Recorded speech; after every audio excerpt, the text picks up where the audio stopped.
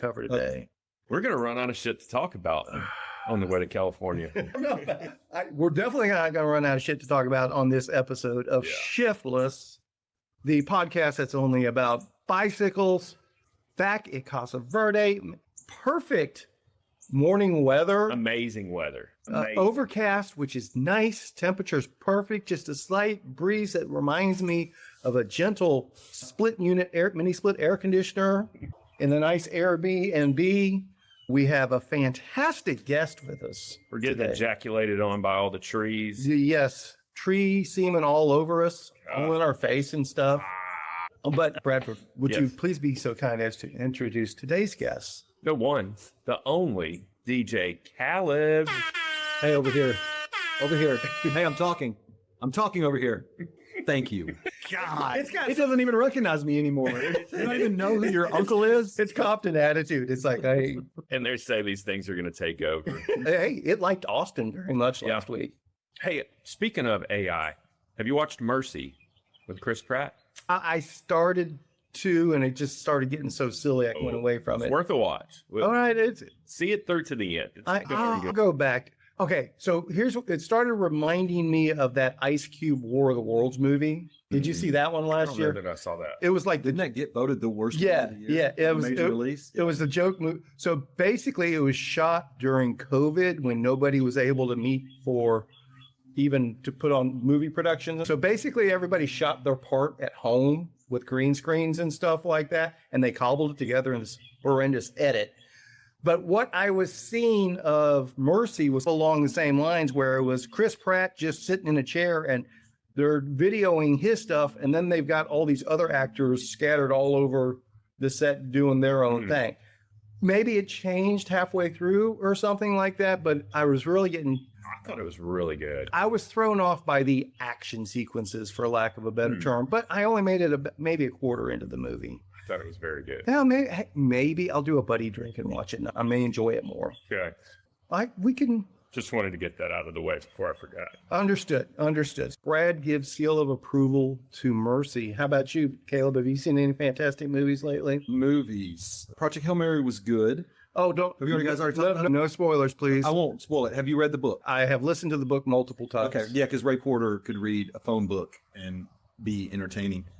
I gave it a solid 2 thumbs up, especially if you're the kind that reads the books that hopes the movie follows the book. Yeah. With this, it had to leave out a little bit of detail that Sure, would have been important because of time constraints. It was so dense. But I thought it did really well. It was very entertaining and it's Ryan Gosling. yeah, he's so cute.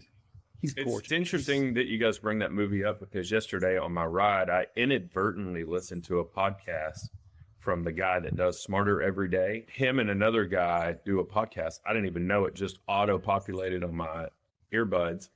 And they were discussing the book, Project Hail Mary. Yeah. And so I feel like I've seen the movie now. I didn't. Yeah, I haven't read the book, nor did I even know the movie was out. If you're an audiobook guy, I suggest just looking up anything that Ray Porter has narrated. Because I think I don't know this for a fact, I haven't looked this up, but I would suspect that he is a talent that would elevate someone's audiobook sales simply because of how talented he is. Because I've listened to a couple of books that the story was okay, it was okay, but his performance in it, he's made it better. He's one of those that takes on each of the characters, male, female, Russian, American, whatever, and it's just totally immersive. He's like the David Attenborough of probably audiobooks. Yeah, maybe. So that one was good. I saw one, and I can't remember the name of it. It was a surprise one that I didn't know anything about, but it ended up being pretty interesting.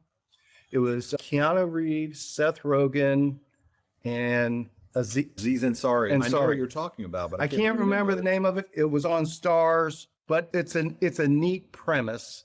Basically, Seth Rogen's his multi-billionaire tech guru company founder guy, and Aziz Ansari is a guy that's just trying to get by on a gig hustle lifestyle, and he ends up working for Seth as his assistant, and shit goes down the tubes for him. And Keanu Reeves is Aziz's guardian angel and screws up as a guardian angel and has Seth Rogen and Aziz switch lives. and they know they switch lives, but nobody else does. I do love me some Canoe Reeves. And I'm not against Seth Rogen much myself when he's not being just Seth Rogen. Wait, that's not Seth Rogen. That's Jonah Hill. No, it's Seth Rogen. It's Seth Rogen? It's Seth Rogen. He was probably written by Jonah Hill, though. I thought that was okay. I didn't see it. I just saw the trailer. So Understand. It's interesting. Are we going to review movies all day? Or No. Bike stuff? We got so much shit to talk about. We got to get movies out of the way. Guess what? We're going to talk about food too, but not yet. Okay. Not yet. So I do love food. let's talk bikes. And since we have Caleb here, hi. Here. and who are you? I'm the wobbly third wheel. It's held on by one or two lug nuts. All right. Just going down the road, just one. Balin wire. Yeah, we were hoping to have you on a couple weeks ago. Yeah. When Mid-South was fresh on your mind. But I'm guessing you still remember riding Mid-South recently. I recall it. Yeah. I want to hear your take on this year's Mid-South, what the Mid-South has become, what's going on in that huge mega national event scene these days, and how it went for you. Yeah. And does Bobby still give good hugs? He did. Squeezed He me. gets a great hug, right? He squeezed the energy bars out of me. I went, myself and my coworker and Nick Legan from Shimano, we signed up to do, they don't have that's all from Lucy. I pulled all that out of her for a tornado. We signed up to do the single speed 100-mile together. They don't have a team format or a group, but we just decided let's do that and ride it and finish it together. I did Mid-South in 22 or 3. I can't remember. It was the first year that they started having really good weather. And at that time, I think that's still my fastest 100-mile course I've ever done. I did that on geared on a Warbird, and it was just fun. It's a fun course. It is a lot of climbing. I think this year's right at 7,000, maybe a little over. But this Saturday felt like more climbing than Mid-South because it was all stacked at the end. That and the Mid-South there are so many rollers. Yeah. You're halfway up the climb before you have to start climbing. Pedaling. So really, you're not technically climbing 7,000 feet. You're probably riding 3,000-4,000 of it or something maybe. So you forwarded your AI discussion chat, whatever, about how you should prep your bike for Chisholm versus Mid-South. Yeah. Was the AI correct in the way it broke it down? Yes and no. It was correct in that would have been a really comfortable gear, but what it did tell me, you know what it did? It told me based on my performance at Mid-South, it told me that Chisholm Trail was going to be essentially much easier. And that was not the case because of the, 2,000 feet of climbing at the end. It did predict that. It said you're going to feel it because I even looked at the profiles between Mid-South and Chisholm, and they're night and day. Right. They're not the same. And I thought maybe I should think about putting a 16 on it because there's a lot more flat cruising mileage on the Chisholm Trail, which there's not a lot of flat cruising mileage on the Mid-South. And it still came back and said, because of the tail end of that route, it might not be a good idea. Your knees are going to be cooked by then. And it was right. Those last couple 20 miles were not brutal, but they were definitely crispy. Yeah. But so let's talk about that real quick because you asked me 2 different questions, Mid-South and AI. I did. I uploaded I didn't know. I'm still new to gravel single speed. I've been on a single speed mountain bike for years and I have a good understanding of gearing for different trails and stuff. But long distances, I'm still kind of like figuring things out. And so I uploaded the GPX for both Mid-South and a Chisholm gravel. And then I also uploaded my fit file from Strava or from Garmin or whatever that had all my data. And basically asked Claude to compare these 2 routes, compare my gearing, compare the mileage versus climbing and all these different things and tell me what I should do. What you didn't see, because I don't know if you're a Claude subscriber, is and I should have sent screenshots to you. It has a bunch of graphs and charts and stuff that it designed and built in that were like visual representations of what was in visualizing the data. So I would say that it was relatively correct. I think what I'm going to keep doing and I'll let you guys know how this does. I'm going to keep uploading post-ride data to Claude, and I want it to start archiving and librarying. Librarying, is that a word? It is now. I want to start collecting my post-ride data and start building forecasting. Look, that's what Whoop does. Yeah. But Whoop doesn't do it specifically to cycling. It just does it to your overall fitness. It'll know you went on a cycling, or it knows whether you're running, or it knows whether you're lifting weights or swimming or whatever, but it's not pinpoint specific. So going into Mid-South, did you ask Claude? No, Okay, no. so you raw dog Mid-South. I did interact with it about, I was a little, I don't know if the word intimidated was right. I was a little unsure about my gearing because both Nick and Jason, especially Jason, I think Jason was on like a 42-18. He was a very tall gear. And I think Nick was on a 40-18. So I was the And what were you? 38-18. 38. So I was on the softest gear of the three. Well, it turns out I had a better day than they did. Okay. So anyway, I did interact with it When I for that. When I was at my strongest single speed gravel, 42-18 was my preferred gear. Okay. But you can't start it. You got to work your way up to that. So what I'm going to start doing, and I even was, again, everything's going back to the thing that's probably going to take my job, and I'm perpetuating it. But like it did say, yeah, go put a 16 on it and Just go be start. really nice to it. Yeah, be very friendly. Don't give it any of your secrets, and don't give it access to your personal data. That's no pun intended. But so you're going to start using basically Claude as a coach and a consultant of sorts? So I've already A sounding board. I've already built an app. Getting access to Whoop's API was, you just sign up for Whoop's development program, non-issue. Strava, non-issue. Garmin, I had to apply 3 times to try to get access to my personal data because they have an application process, and I got denied all 3 times. And each time I did it, I kept reiterating, I'm not selling data, because that's one of the things that Garmin is super protective about. And that's what that whole lawsuit was, right? Yeah. So it came down to guys like me that just want to access my own data, Yeah. but they don't want me to have my own data to do my own analytics because they want to be the ones. They're trying to compete with Strava Yeah. heavily. They're going after that same audience. yeah. So anyway, But their user interface is so much just clunkier. it's terrible. Yeah. All their apps are terrible. You have to figure they're on the verge of finally addressing that, but we've been saying that for 20 years now. It just depends on what companies' priorities are. If Strava came out with a head unit, I think that Garmin would be in deep, They're deep cycling. water. They're cycling. I disagree. The cycling sales would drop a little bit, but remember, cycling is not their bread and butter. Oh yeah, yeah. I always forget all their boat navigation, Aviation boat is their yeah. Yeah, each Maritime and each aviation. plane is $50,000 worth of shit. Yeah. minimum. I'm talking just a personal aircraft. Yeah. I think their real money maker though is their data set, all their mapping and navigation and everything. I don't think they own the satellites. I could be wrong, but I think they're purchasing the data from satellites. Anyway, I built this app. It's not functioning yet. Like, I'm still working on getting it going. The design's done and the front end coding is done and the APIs and all that stuff are connected. So really what it'll do is, my goal is, because you do a ride and you look on Strava, you do a ride, you look on Whoop, you do a ride, you look on Garmin. I'm just trying to collect it all into one place and build some kind of prediction model around it.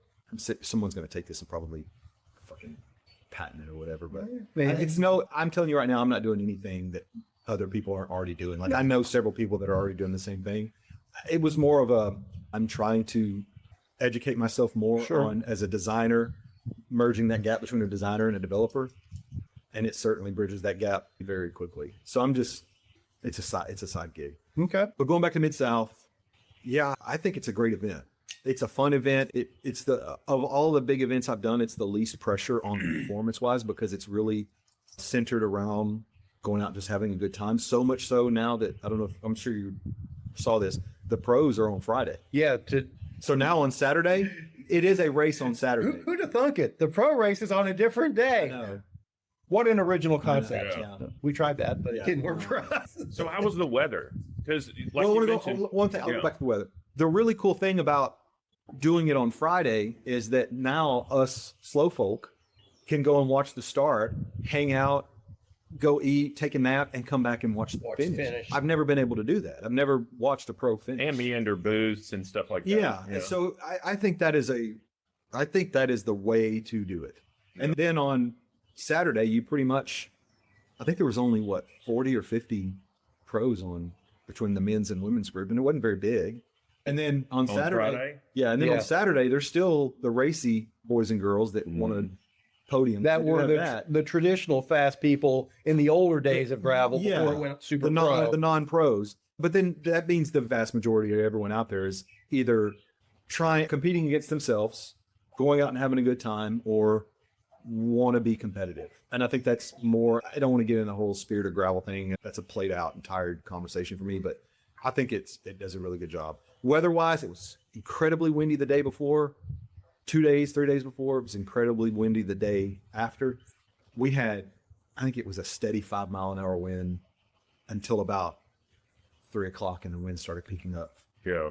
So weather it was a Disney day, to be Yeah. honest. Yeah.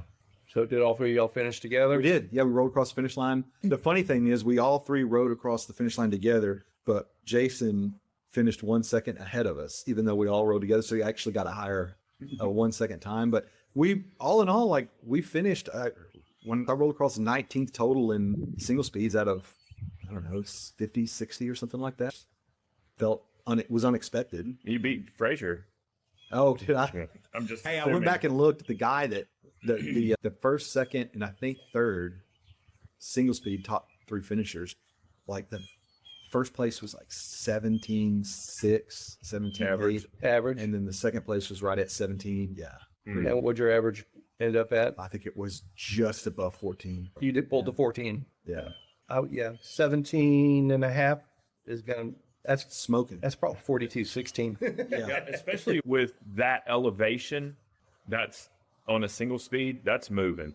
and the thing is, and also he's able to pedal faster downhill. I say that flats, which he that's has what to makes the be able to difference. pedal downhill. Yes, because I'm not on my ability, but more on the difference in the gearing. I'm probably climbing those hills as fast as he is. Do you know who that was by chance? No, I wouldn't go back and look. But the difference is that he's cruising hella faster than we are. I'm just curious what his. Do you know what bike he was on? Never. All I saw was his finisher's card. Understood. On the website. Hey, if you know off the top of your head and you're listening to this or watching this, send shiftlesslive@gmail.com.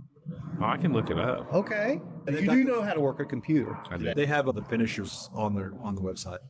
So what? There were almost 4,000 people signed up this year. Any idea how many were actually out there on the main event day?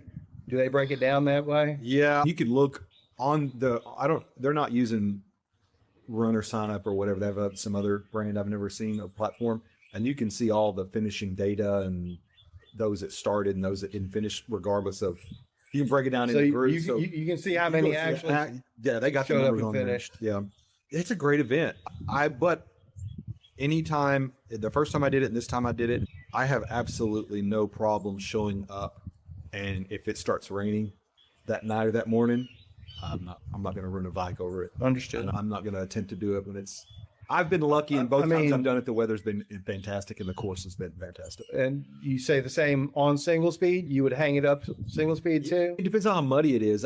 I did the whole Unbound year with the mud, and it's just like you do it, you get through it, you don't complain about it, you ride your ride, but it's not something I would choose to do. It's not fun. I don't know. It's a long day with a lot of mud. Understood. So what, you said 50, 60 finishers in single speed? I think so, yeah. Something around there. I like that. Yeah. I like that. I saw quite a bit Oh, Matt Stevens got first in the men's. in the And- men's. Yep. Matt had a great day. Did you see all the drama around the side by side? I did. So- why don't you give Yeah. us an overview for the people that may not be familiar with it So they had on live, Pro Day? They had live coverage on Pro Day with side by sides that had Starlink mounts, and they were streaming it live. It was the first time that they did it. There was a lot of hiccups, and a lot of people gave them unnecessary shade because of it. But look, it's their first time doing it, and they're trying. Is it unnecessary shade?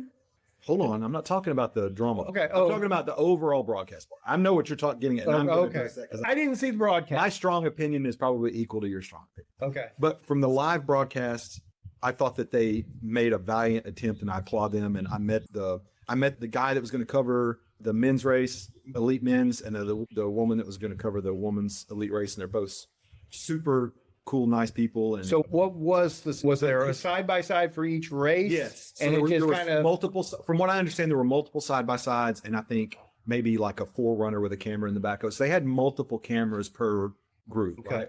And then- how was this broadcast on YouTube? broadcast on YouTube, as well as in downtown Stillwater. They took a big maybe multiple blocks. I don't know, maybe 2 blocks of land and made it a giant park with a pavilion on one end and a stage on the other end. And they had a big screen. Had a big screen. And so they were showing it there. Okay. I watched most of it from my hotel room.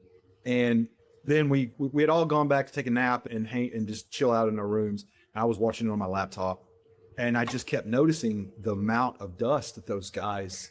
I'm sure the women had the same issue. I just didn't see that when I was watching. When I saw this particular thing, it was the men. And the amount of dust was just, it's incredible. It was getting stirred up by the side by side? Yeah, the side by side is 10 yards in front of them. Yeah. And it's just, you can't see the sides of the roads. It's just a cloud of dust. To be fair, it was unusually dry up there this time around, right? Yeah, it was. But I'm thinking if I'm a pro racer and my livelihood is based on this, I don't want to have to breathe that shit in for 4.5, 5 hours. There's and a I want to reason be I'm able on the front. And there's a reason I want to be able to see what's in front of me. Yes. I mean, there were times where it looks like they were in remember that dust storm on the Tour of Dubai or whatever that Dubai race was a couple years ago? It looked like that. And so anyway, we got back down to the race area and I was talking to the guys. I was like, did you see all the dust?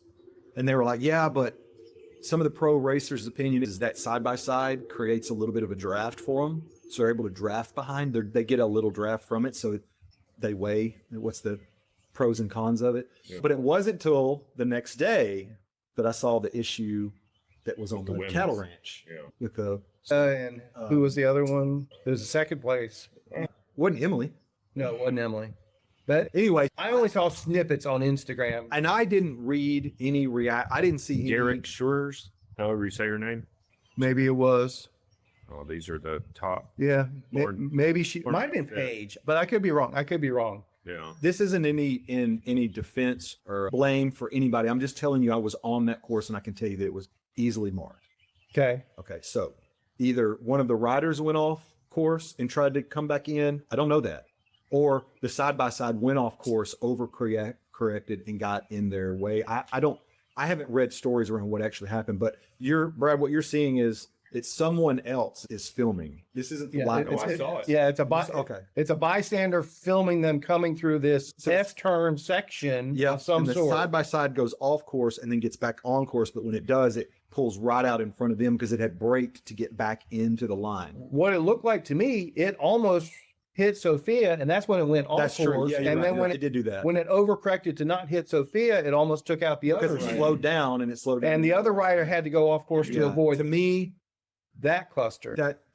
That should not happen. Yeah. Oh, agree. I mean, people ripped and tore into Mid-South as an organization, and I thought that was a little unfair. Bobby's not the one driving that cart. Yeah, they're representing them because they hired them. Oh, yeah. But everyone immediately, not everyone, a lot of people.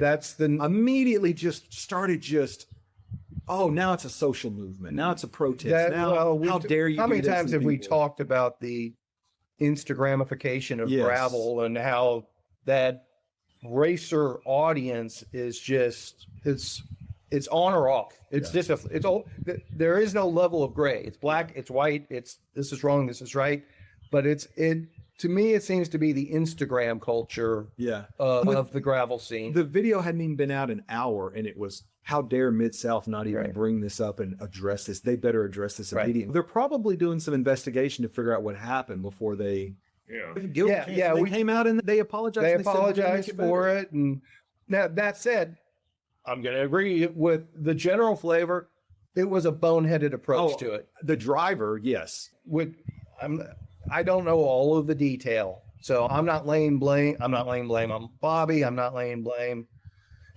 Maybe it wasn't the driver's fault. I don't know either. Maybe one of the racers did something completely boneheaded, but that's also one of the things we learned a long time ago that there's just no room for chase vehicles and racers on the gravel roads. And at those levels, when the racers are going that much faster than our local heroes racers, I can only imagine how much.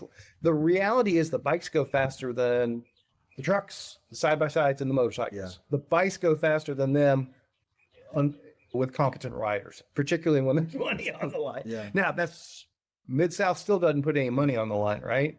Or am I wrong on that one? That I couldn't answer. Understood. Really, the only true safe way to do it is buy a helicopter, and you can't afford that. That is insane amounts. Well, of money. Lifetime can. Because Lifetime has a lot more money. No, Yeah.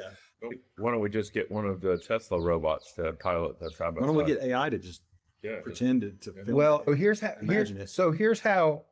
Now, I will say this: when Gravel Worlds did it, was it 3 years ago now? At least two. It's been 3 years ago when they did the first true live streaming of their event, and that was the one where Emily and Lauren were doing the 1-2, and Lauren ended up winning. I think that was 2 years ago. Gravel Worlds did an amazing job with their Starlink hookup and following with the racers, but you also had, I think, Amanda Nauman, and married name now, former racer, or maybe she's coming back.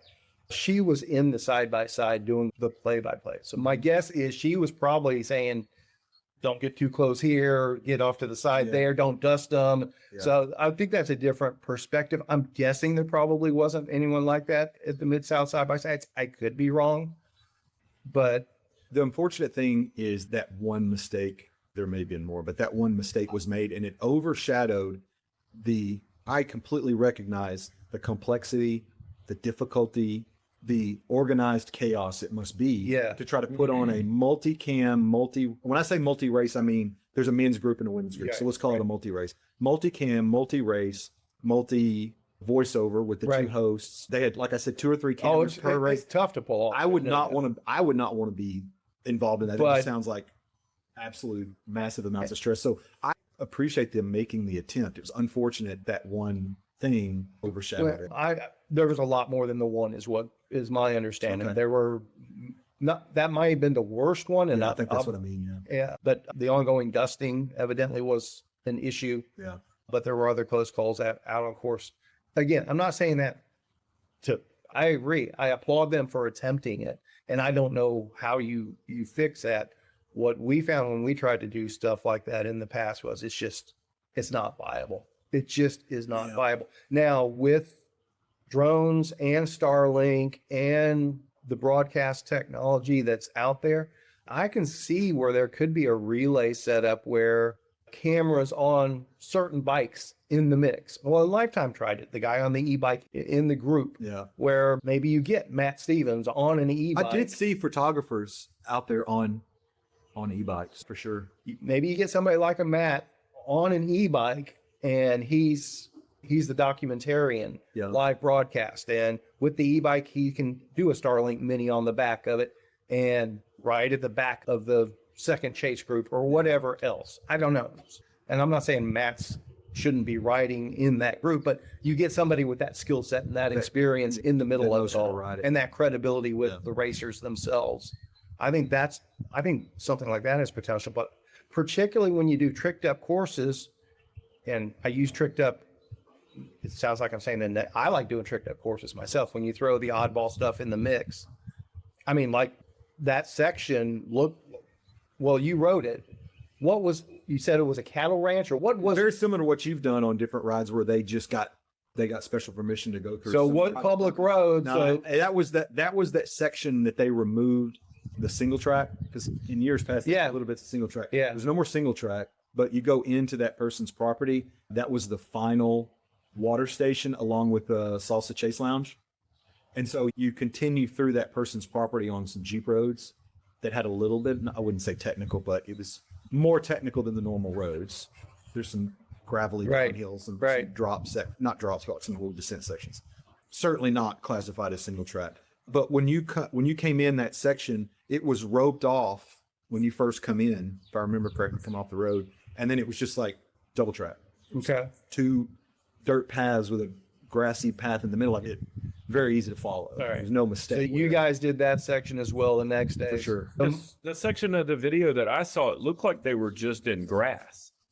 That's because what I believe is that when you come in on the property, you're slightly uphill. And I think the person that was taking that video was either at the water table or the chase lounge, which was towards the bottom. So they were shooting uphill. Side. And there was grass. It was a pasture. It was a green grass pasture. But it looked like the 2 female riders were riding just through grass, and it looked like it was just cordoned off with cones or something. Maybe this is where they were trying, maybe something maybe before that video was taken, maybe the side-by-side was in the way and they were trying to ride outside it. Maybe That's what it looked like to me. It looked like they had to go off the course to avoid the side-by-side originally, but I never heard all the detail on that. The fact that everybody just wanted to lambast him for what was obviously an honest mistake, and yes, it was dangerous. That's the issue. It's not them making a mistake on course. Somebody could have been seriously hurt. I think that they were treating it as like assault and negligence. Like, yeah, I guess there was something a little bit negative, but I don't think that it does border on negligence. No, I'm sorry, you're right. I used the wrong word.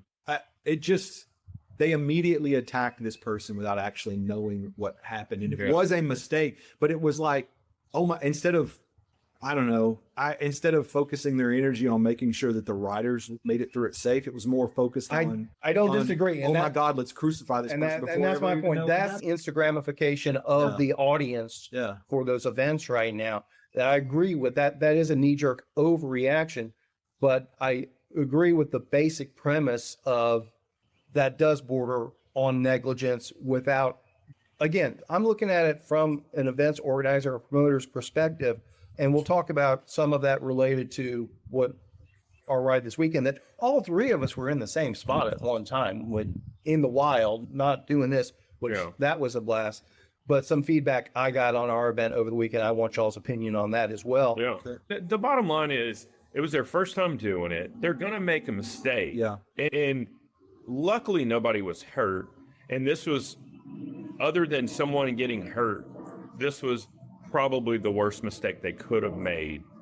But did they learn from it? I'm positive they did. Absolutely. And should they be granted a little grace? Yes. Agreed.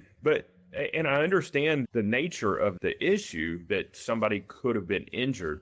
But like you said, nobody knows exactly what transpired. We have some video, we have some people that want to position on it, but it was a freaking mistake. The other thing is, the thing that we're out there doing is inherently dangerous to begin with. Yeah. You shouldn't have to dodge motos. You're piling danger on top of danger. But it's, let's take a step back. I don't disagree. I don't disagree. Because any of those racers, like they're flying through intersections with, I know this isn't a knock towards them, because if I was a professional racer, I'd do the same thing, but they're flying through those intersections with that, like they're completely dependent upon crossing guards. There's a lot of danger that they're putting themselves in already. Yeah. Doesn't excuse what happened. I'm just saying, put a few things in perspective about what's going on. So that's the root of it. And I, again, leaning on that label that so many people hate, spirit of gravel mentality, that I still fall back on. Obviously, Bobby has over the years, and he's finally acknowledged the pro separation aspect of things.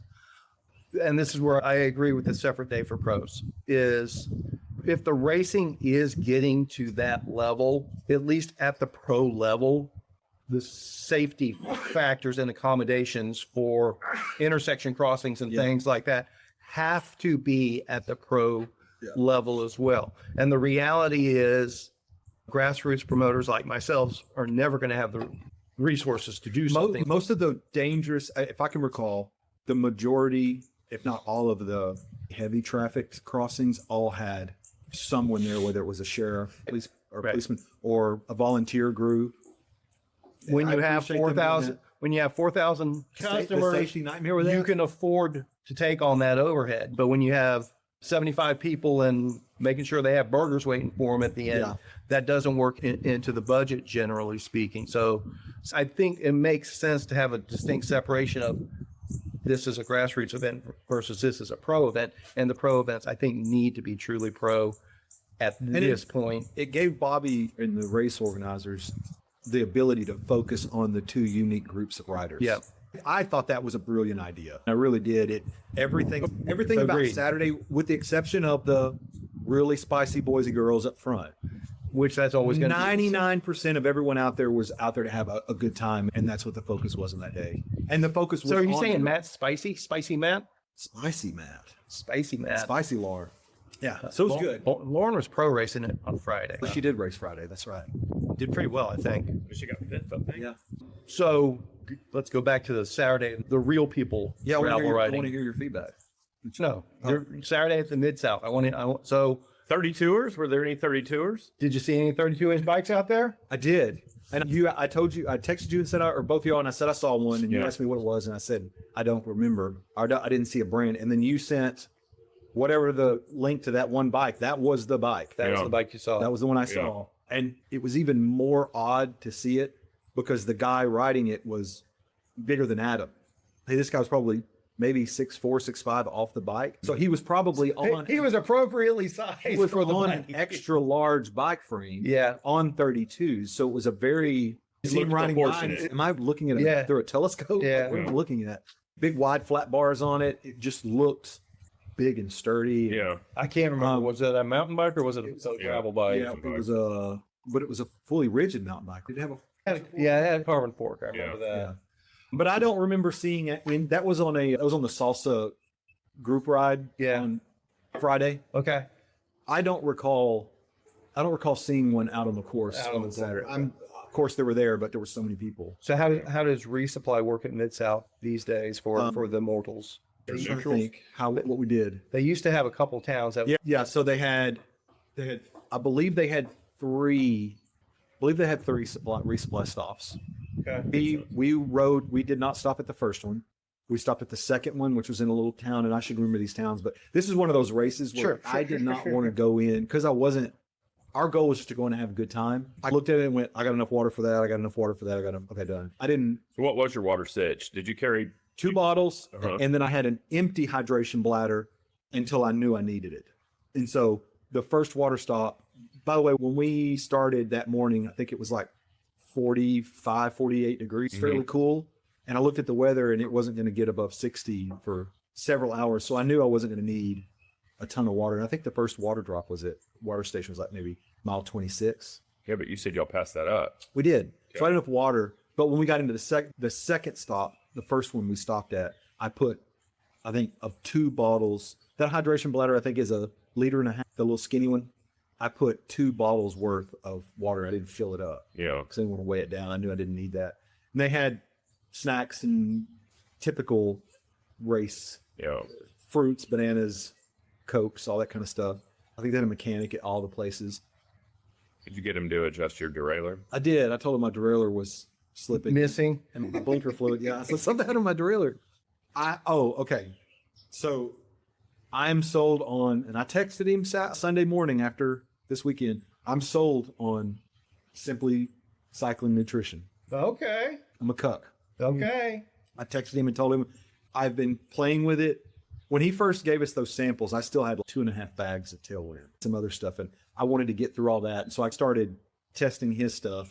And then the last 5 events that I've done, I've put a package in each bottle, which is, to be honest, sometimes it's like drinking pancake syrup. It's super thick and it's very sweet, but there is no question it has improved my performance without a doubt. And he did win the 100-mile. He did win the 100-mile this week, and that stuff is sticky. It's like glue. You can see it stuck to the side of the bike. Yeah.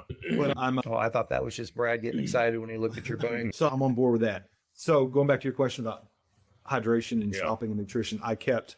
So did you carry bags of his nutrition with you? I you? put one bag in each bottle, and then I had 2 bags in my front bag, 2 of his pouches. Yeah. And on the second stop, I felt like I was well hydrated, and I was starting to feel a little heavy. So I only put 1 pack. I split 1 pack between 2 bottles. Yeah. But then topped it off with Scratch. So I'm still getting the calories from his stuff, but I was getting the electrolytes from Scratch. So that's what I was wondering, is if you were fortifying electrolytes in his mix. I am. Yeah. I didn't on Mid-South. Actually, I did. I'm sorry. When I filled my bottles up that morning, I put a scoop of electrolytes in each one that I bought from Amazon. Yeah. But I didn't have a way to carry those electrolytes with me. Yeah, that's fair. I didn't want to pre-mix a bag and get all that shit. So I knew they'd have Scratch out on the course. Okay. So that's why I was supplementing. And then this weekend, I had pre-mixed bottles with his stuff and with electrolytes. Yeah. And you carried I'm more. on board. You carried more with you. Yeah. When we had the mile 44 water drop at the cemetery, that's when I put in 2 new bags. So I took in 1,200 calories of at least just on liquids alone. Yeah. On the ride. And I think that's been one of my biggest mistakes over the years, is thinking I'm taking in enough calories, and I am not. I always wanted to. Very common. And I think I always tended to want to eat my calories instead of drinking. I just wanted clean, fresh water. And I just needed to train myself and get over the fact that's not the best thing to do. Water is just not I would do scratch. I mentioned that earlier. Yeah. But I didn't rely on it. It was more like a supplementing what I was eating. Yeah. But I'm still eating. I stopped at that gas station. I got a pack of peanut M&Ms, a couple packs, and took those down. Yeah. But yeah, I think you're better. Pack as many calories in your bottles as you can handle. Yeah, I think you're better served getting the majority of calories through fluids and then fortifying it with food, solid food. Yeah. But it's easier for you to digest liquid calories, obviously. Yeah. When it absorbs quicker, it's less trouble on your stomach. And there's less, you're not having to break any solids down. Yeah. As long as it's something that agrees with you. Yeah. There are powders and mixes and stuff that some people don't find agreeable, and everybody's different. But I would definitely recommend because two scoops of Tailwind is 200 calories. Yeah. One pack of his is 400. It's 400 calories. It's a lot. So don't drink an entire bottle of that for the first time, or 2 bottles of that for the first time. You got to build up in an event. Yeah.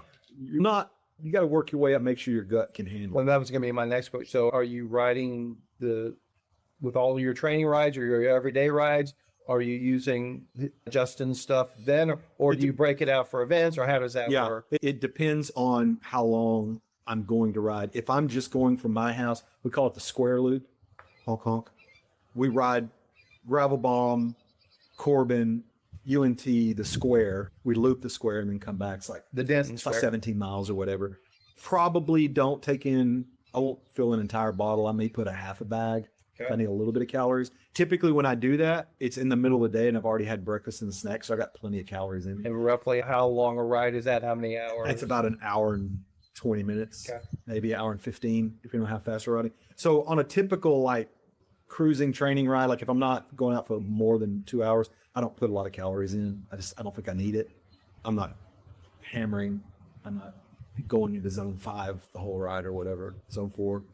When we ramble, that's 3 or 4 hours. I'm definitely doing it then. Yeah, you're making me think. Like yesterday, I was out. My ride time was a little over 3 hours. I carried 3 bottles with me, and I had 2 scoops of Tailwind in each bottle, so I had roughly 600 calories. Yeah. But I ran out of water Tailwind mix probably 10 minutes before I got to your house, and I could have stood more calories because I had some Slim Jims with me, and I ended up eating those.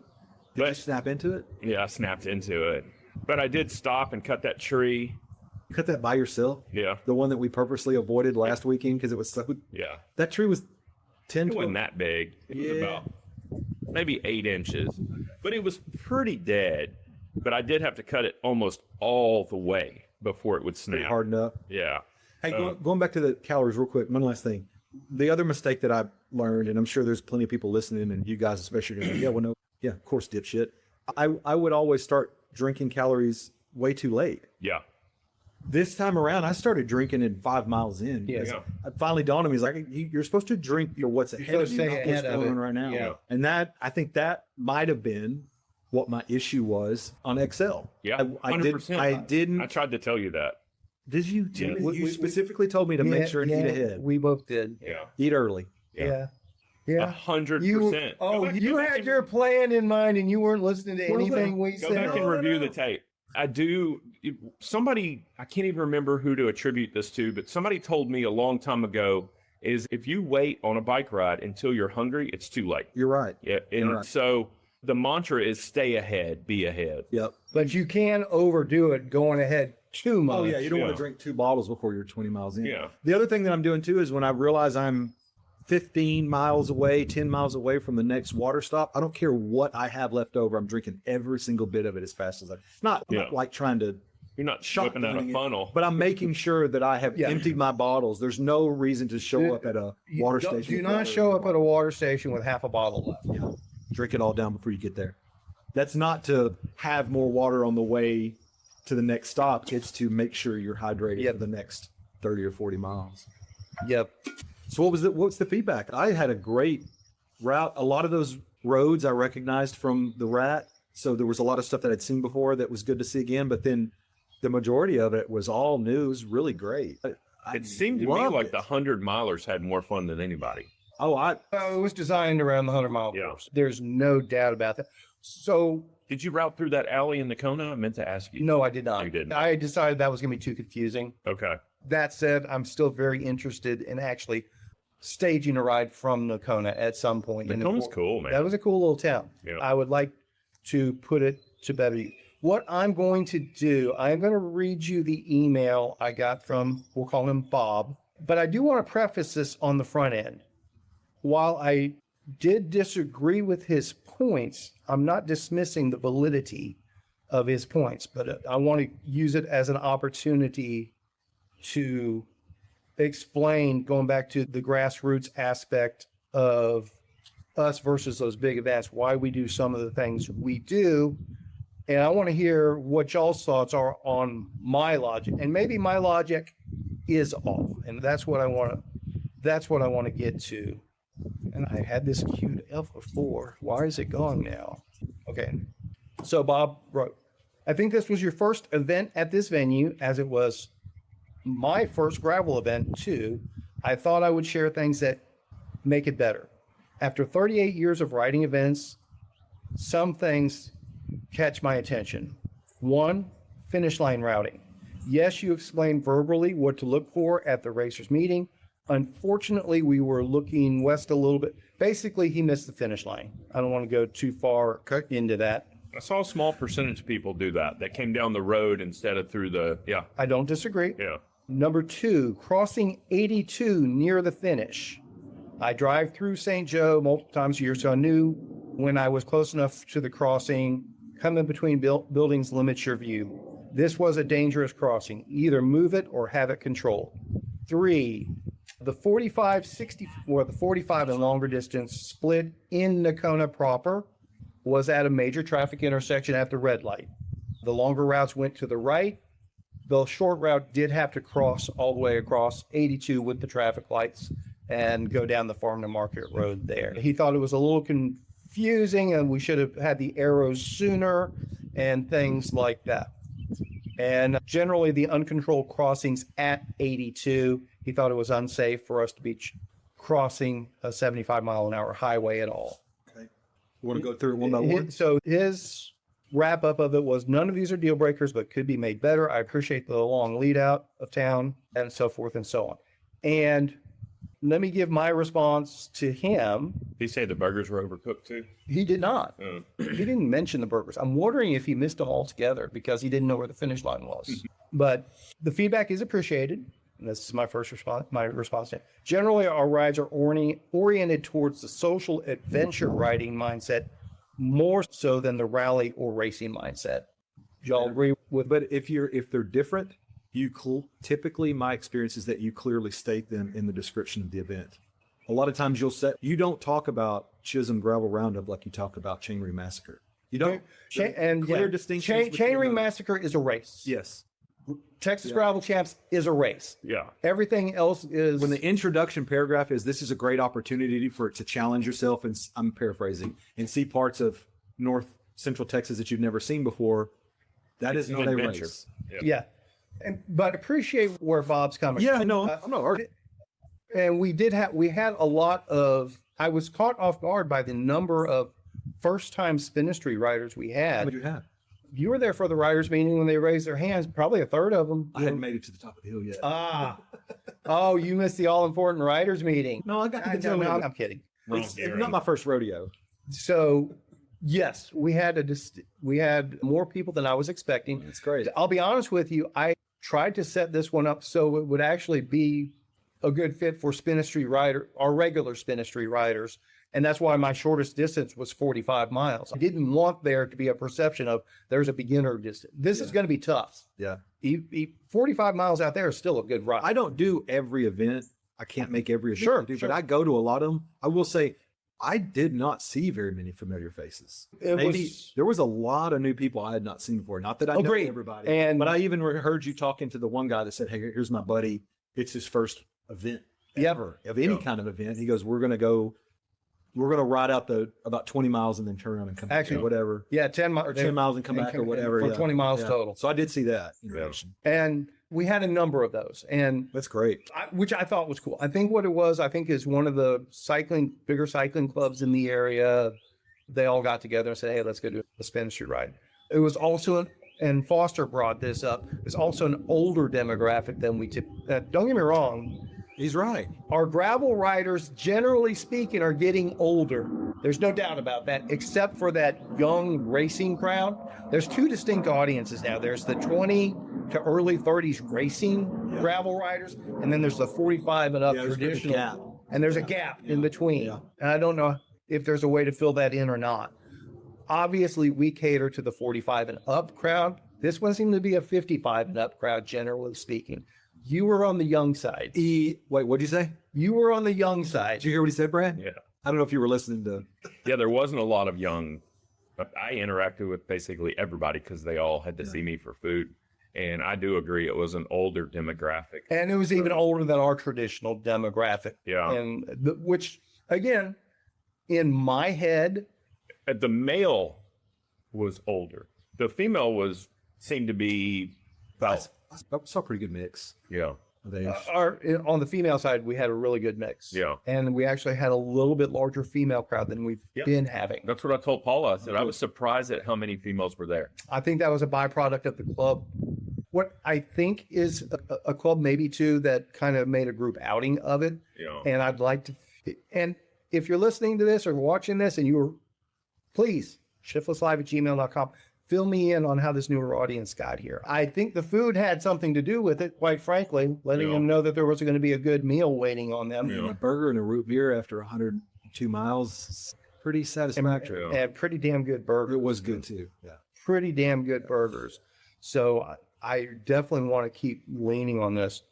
But I'm not going to go over all of it, but basically what I followed up with Bob is we're not trying to be everything for everyone, or attempting to have the largest attendance possible. I'm not dismissing your points by any means. I'm just pointing out that our stuff finds equilibrium with the right audience. It's like people like us do the things that we do. Yeah. If we're a good fit for you, you're going to come back for more. And if we're not a good fit for you, no harm, no foul. I appreciate it. Different people are looking for different things.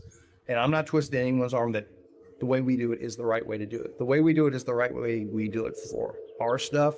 But going back to my own experience putting on these events, a lot of these things I do as somewhat of a qualification gate, in that we don't mark the 100-mile route where it's different from the shorter routes. It's like, I don't want people doing our 100-mile routes that don't know how to use a GPS. I think that's a great leash to have. And the other thing is you need to defend the position of, occasionally there are areas that are not going to be ideal, that you're going to have to deal with in order to connect all of these beautiful pieces that you do get to ride, because you can't link them all together harmoniously and not have a crossing of 82 or something like that in the mix. It's nearly impossible. And with an event of that size, you can't have officers standing there for 4 or 5 hours directing traffic to cross 82. Clear something up for me. Did he say this was his first spinistry event or gravel? First gravel event. So his experience, and he's 38. That riding for clears 38. up some things. My guess is all of his event experience is rallies and races. Yeah. On road. Yeah. Would be if he hadn't been on a gravel. Yeah. And probably longer or larger events, obviously. That would be my guess. Like Hotter Than Hell and Peach Pedal and Munster. And that would be my guess. But so I did put in a paragraph. There's no way to string together a multi-day. Basically, I'm saying what I'm trying to get people is to progress in their own self-sufficiency for longer stuff. Yeah. There's no way to string together a multi-day, multi-100-mile adventure without crossing and utilizing high-speed highways along the way.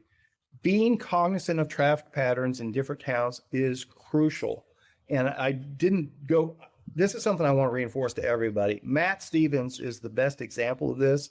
And Brad is maybe the best example of the antithesis of this. Shit. Here we go. I'm ready. Anytime we can. I highly suggest when you get those GPS files, do your homework and look at the route and see where it goes. Yes. And see if it does go through a town, what might be where's my heads up to where I want to stop in that town to go to a store or get a burger or a quesadilla, where I need to be cognizant of how I'm going to get across the road when it's a 4-lane highway. Do some of that basic research ahead of time. It helps a lot. Gravel events in essence, and as you work down to the smaller events or events that aren't unbound or aren't mid-south, it doesn't even matter if you're doing the 30 mile, the 50 mile, the 100 mile, there is a level of self-reliance that is a requirement. Now, you don't have to be quite as reliant as the 30. You don't have to be quite, and then a little more for the 50, and then it's a progression. It's a progression. But even if it's base, there's more self-reliance needed than a road rally and a road race. Typically, those things are very well babysitted, and you get treated a little bit differently. I think that's the way it's supposed to be. You're not riding on nice, smooth pavement that treats your body well. Just by merely signing up, you're going to put a hurt on your body for an extended period of time. And I think that to me is, and I'm not being critical of this guy whatsoever. No, I appreciate him having the courage to email you feedback on his first event. 10,000% correct. His first gravel event. Agreed. And I think that he's experiencing things in this gravel event world that are unique to that world. Yep. Nothing he said surprised me really. Oh, is there a little bit of routing chaos? Gravel. Yeah. Is there crossing roads that are busy, that aren't controlled? Gravel, because you can't go out on a gravel ride and not cross a busy intersection. And you just have to slow down and stop your race. And from one end of that crossing to the other, you are no longer a competitor, you are a survivor. Yeah. And it's from getting to point A to point B, get across the road, and then get back. And the reality is, my expectation for my events, and every gravel event is different, every gravel promoter is different. My expectation is that, generally speaking, the riders are going to follow the transportation code and not blow through stop signs. And I don't do the controlled intersections because you need to have your head on a swivel. And hell, we almost got T-boned just driving it. I wasn't driving.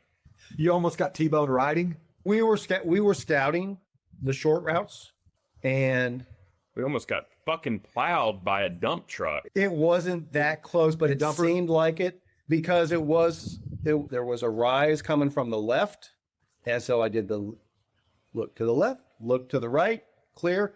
Took my foot off the brake and started to roll as I'm doing my last look to the left. And here comes a dump truck. Hauling ass. Too fast.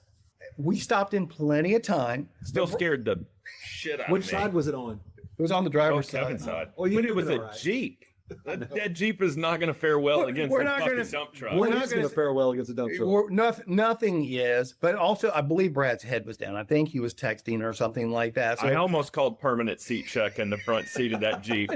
It was like I take my foot off the brake, I look to the left, dump truck's coming, and I say, "Oh shit," or something like that, and didn't slam on the brakes, but I broke when he thought we were rolling. He come back quick, and it woke him up. He looks and he thought we were toast. We're glad you're with us, Brad. Yeah, it was closer than I would have liked it. I liked it to have been. This was my first scouting event. You don't know what you're getting into. There's a level of self-reliance. Oh my God. Hey, go. I was shook. I was shook a little bit. It wouldn't have been enough for me to say anything post-ride because it didn't bother me. But yeah, the finish was a little confusing. Yeah, but okay, cool. You just put more markers out next time, or you learn. It's not a big deal. But other than that, and maybe it's the self-support bikepacking riding style in me. There was nothing about it that seemed out of the ordinary from what is a typical Spinistry event. But again, you're used to Spinistry events and you're used to this type of ride and this type of event, and you do it on your own. My guess is this guy's never done anything like this out there on his own. Good for him for doing something new. Exactly. I think what a lot of it boils down to is when people realize they're getting close to the finish, they stop looking at their navigation and they start looking for visual cues. And so they're not looking, if it says turn here, they're still looking up going, oh, okay, I'm in town. Okay, that brings up a really good point. And I was reminded by one of the attendees that thanked us profusely for still marking course. Yeah. She said that we're basically the only gravel event out there that still marks course, evidently. It's because you want it to be beginner friendly. But I also I got to do something to justify charging people to show up. If I'm just putting a GPS file, here, pay me $150, go ride. Yeah. I'm sorry. I don't. Yeah. No, I think but to me, it makes sense if you were to have a rule that says, I don't mark a course after mile 50 or whatever the mileage is. To me, that starts to make sense because going out marking a 100-mile course is way different than marking a 40 or 50-mile course. Yeah. Like for Texas Chainring Massacre, I still mark the whole route, generally speaking. But most of the longer ones, the idea is if you're riding my 100+ miler, you're training for something else. Yeah. You're using this as a tool to get to that next level. So if you're going somewhere else, you do have to be self-navigating on those. Even for the shorter distances, I want our rides to be the tool that teaches people how to properly utilize their GPS and navigation. Yeah. The expectation is you're leaning on your navigation device. The arrows are a backup to that. Yeah. Is the approach I'm taking. Speaking of which, did Mid-South, did they mark anything? Are there any arrows or? No, the only thing they mark are busy intersections. Right. There'll be like little real estate size signs, maybe 30 yards or I don't know, some distance from there. And it'll say hazardous crossing or busy intersection. But even then, those had someone stationed there. I think maybe there was one or two that were out that they didn't have someone maybe way up north or whatever. No marking other than that. Or like I said, going through that cattle ranch, there was some taping. Yeah. But even if that wasn't there, you follow the double track and it takes you to where everyone is. But I would say, no, it's not like actually marked. Yeah. No. Yeah. And going to the way we do our finishes, generally speaking, I know our finishes never line up to be that perfect finishing chute set up for a sprint finish. Yeah, why aren't you there shaking champagne and hugging everybody? And I get that. I do understand why that's the preferred finish for most participants. I get it completely. That's just something that's not within our bandwidth is ultimately what it boils down to. That's also why you offer very reasonably priced events. Yeah. Are you going to mark the USA Trail? There will be shiftless stickers along the way. And maybe some environmental manager stickers. Maybe, possibly. And I'm really getting excited about unveiling the branding change on that. When am I going to be able to do that? Yeah. So I have one look completely pretty much finished to show you, but it's a little bit different it's a slight deviation from what you wanted. The other one of what you wanted, I'm still in the middle of that. Okay. So probably by end of week, if not the next couple of days. Fantastic.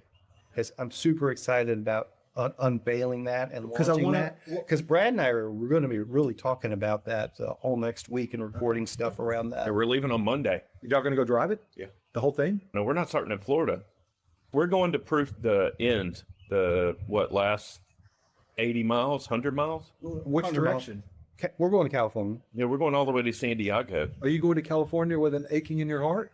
I don't know what that means. It's a Led Zeppelin song. Oh, We're going because I left my wallet in El Segundo. so You got to get it. You got to get it. So actually, going to California was the original name for the route. Then it became the Tuba Trail, and now it's the USA Trail. Yeah. I think the USA Trail is going to stick. It's descriptive. Yeah. It tells the It'll be story. fun. Are we ready to segue to that? If you want, sure. You've got questions, I can throw them. What's your plan? What's your duration? What are you guys going to big spoon, little spoon it in the van or what? I'm bringing multiple habitats. I was about to say, please don't bring just your hammock. I'm bringing hammock. You're going to run out of... He's bringing hammock and tent and the spare bed in the van. Yeah. So Do whatever. you want to take my REI cot? No, I've got a bed for him. No, I'm saying if you want to sleep under the stars, I got one of those really nice folding might REI take you up cots. on that. Okay, I follow. I mean, it takes up a lot of room, but it's when it's folded even. Yeah. But yeah, come by and get it. It's in the attic. Okay. But so, do we Leaving know on Monday. crack of dawn, or what do you think? I think we leave 5-ish. 5 in the morning, Yeah. and we're going to drive 18 hours ish to the Salton Sea, somewhere there. Oh man, cool. Probably going to reserve an electric campsite somewhere, so we can have an air conditioner if needed. And then It's a dry heat. it's a dry 120-degree heat. That place looks. I've watched a little mini documentary about Yosemite and some of the surrounding areas, and it is otherworldly out there. Those ghost towns and other things. I'm just excited to go see stuff. Yeah. So we're going to Taking your bikes, right? I'm taking my Fargo. taking the Fargo, I'm taking the Tributary, and we're taking the van. So we have to scout by bike. The van's not going to be able to do scouting. So we have to scout from the end of the Bradshaw Trail, just east of the Salton Sea, down to Slab City, from Slab City around the south end of the Salton Sea up to Highway 78. So I have stuff mapped out. I want to say it's about 80 miles. So when you're scouting on a bike, are you actively recording, ride with GPS as you go, and then you make mental notes, or you make notes on your phone of, oh, this is out, I got to turn around, and then you go back and cut those areas out? Typically what I'll do, scouting on the bike or by vehicle, I'll just record it on Ride with GPS, upload my file for the day, and then compare it to the map that I was planning to. Yeah, and then you edit the map. And then I don't write notes throughout the day. I just review it at the end of the day or the next morning and see where the difference is. Oh, that's right. That was a dead end there. We had to go this way and that. And then I update the plot. I want to go on a scouting ride with you one time. Oh, you're welcome anytime. I don't want to get any involvement with dump trucks though. It wasn't that close. It seemed like it because his head was down. Speaking of scouting adventures, did you see that danger noodle on Friday or Saturday? Saturday. While you were out, because I remember you passing this on the way back into town. Yeah. You saw it that. And I was out I was sweeping the long route, picking up arrows. Never get to see You saw that one the tail end of it. Okay. The very tail. Matter of fact, I thought you saw the big one we saw coming out of 4R. the tail end of it. No, I'm sorry. I rode past it thinking it was a big ass. Oh, okay. By the time I turned around and pedaled back up the hill, Gotcha. she gone. So I've just never. That one was a timber rattler. Okay. The one from Saturday. That's the one you can pick up at Pep. Almost. It's a little timid. Cuddly. Ask Ross. That was a thick timber rattler. You look like the pack of Owen sausage. Yeah. The one this past weekend was Western Diamondback. Yeah. And that was a thick Western Diamondback Yeah. too. She told you to step back when she got in the grass. Well, I was waiting for her to. She was wanting to come back out on I was the wondering how close you were going to get to it. You kept walking, saying, "Hey, girl," and I'm going, "Dude." Until they coil up, you don't have to worry about them. Yeah. When they coil up, then you make sure you're at least half a body length away from them. All right. What y'all bringing cooking equipment, all that? Not like a camp stove or anything? I have an induction stove. So I'm planning on dirt bagging it. Just eating whatever that's is kind available. of what I'm thinking too. Yeah. I've got a burrito joint in Ramona. I got to take them to. But outside of that, we're just going to see what we come across. Speaking of burritos, Montague. Oh my gosh. The only place to get any food in Montague that you can purchase is a little place called the Burrito Shop. Cash only. Okay, coming off the gravel route onto the highway, taking a right, going down to the grocery store and coming back. Where is it in that? So if you would have gone left instead of and gone into town, it's at the main intersection in town. Okay. But it's not. You had Brad's food at the end, so I wasn't going to send anybody by the Burrito Shop before that. But it is also cash only, and I'm not sure what their Saturday hours were, but it's worth the stop. So if you're ever at Mon- all right. Yeah, Worth it. Yeah. Homemade flour tortillas every day. Yeah, there we go. Couple of old Mexican ladies in there doing the deal. Just super simplified. very menu. limited menu. Yeah. Do you want what is pork, brisket, I think the chopped beef, or ground beef? Ground beef or chicken. My experience is like that. Places, the shorter the menu, the better the food. 100%. Yes. They got four things to offer you. I don't know if it's still there, but there was a taco shop in Tyler, Texas, where I grew up called El Lagar, and they had like a handful of things. Yeah. You just basically tell them what meat you want, kind of thing, and it's still that's some of the best. That's how this was. It was like you had a choice between 4 meats, and then you could add any number of things like rice and beans and potatoes and pico and salsa and cheese. I think that was it. And then you could add an egg. There was an add an egg option, but which I did, but I think Brad and I were both on the same page. If I were to redo it, I would waive the egg. I was expecting a fried egg on top. I bet you could ask nicely for a fried egg. You probably could. Yeah. It'd be worth a shot. Yeah. But fantastic burrito. Like top 5 burritos. The homemade tortilla that was kind of pushes it over the goal line. And just the whole like experience of it. You're in this tiny little, must have been a gas station or Probably. something. Did you have a Doritos? No, Topo Chico? I had a Bargs root beer. A Bargs. Yeah, Bargs has bite. Bargs has bite. But Evan, what'd you drink? It's important. Same. Okay. yeah, Yeah, we basically married each other on that Yeah. one. it was good stuff, man. Yes. I'm looking forward to the next time I find myself in Montague. Back to California. So you are going to get into San Diego. Yes. Where does it end at? At the Midway or? Currently, that's part of what we're going to try to sort out. So when Jan and I scouted the California stuff before, the way it was originally supposed to end didn't work to my liking. I think I found a reroute I want to try out that it basically ends at the same spot, but it avoids a bunch of road. It was perfectly safe road. I had no trouble riding a bike on it, but I didn't want to finish the last 5 miles on. That's what I was Major going to road. ask.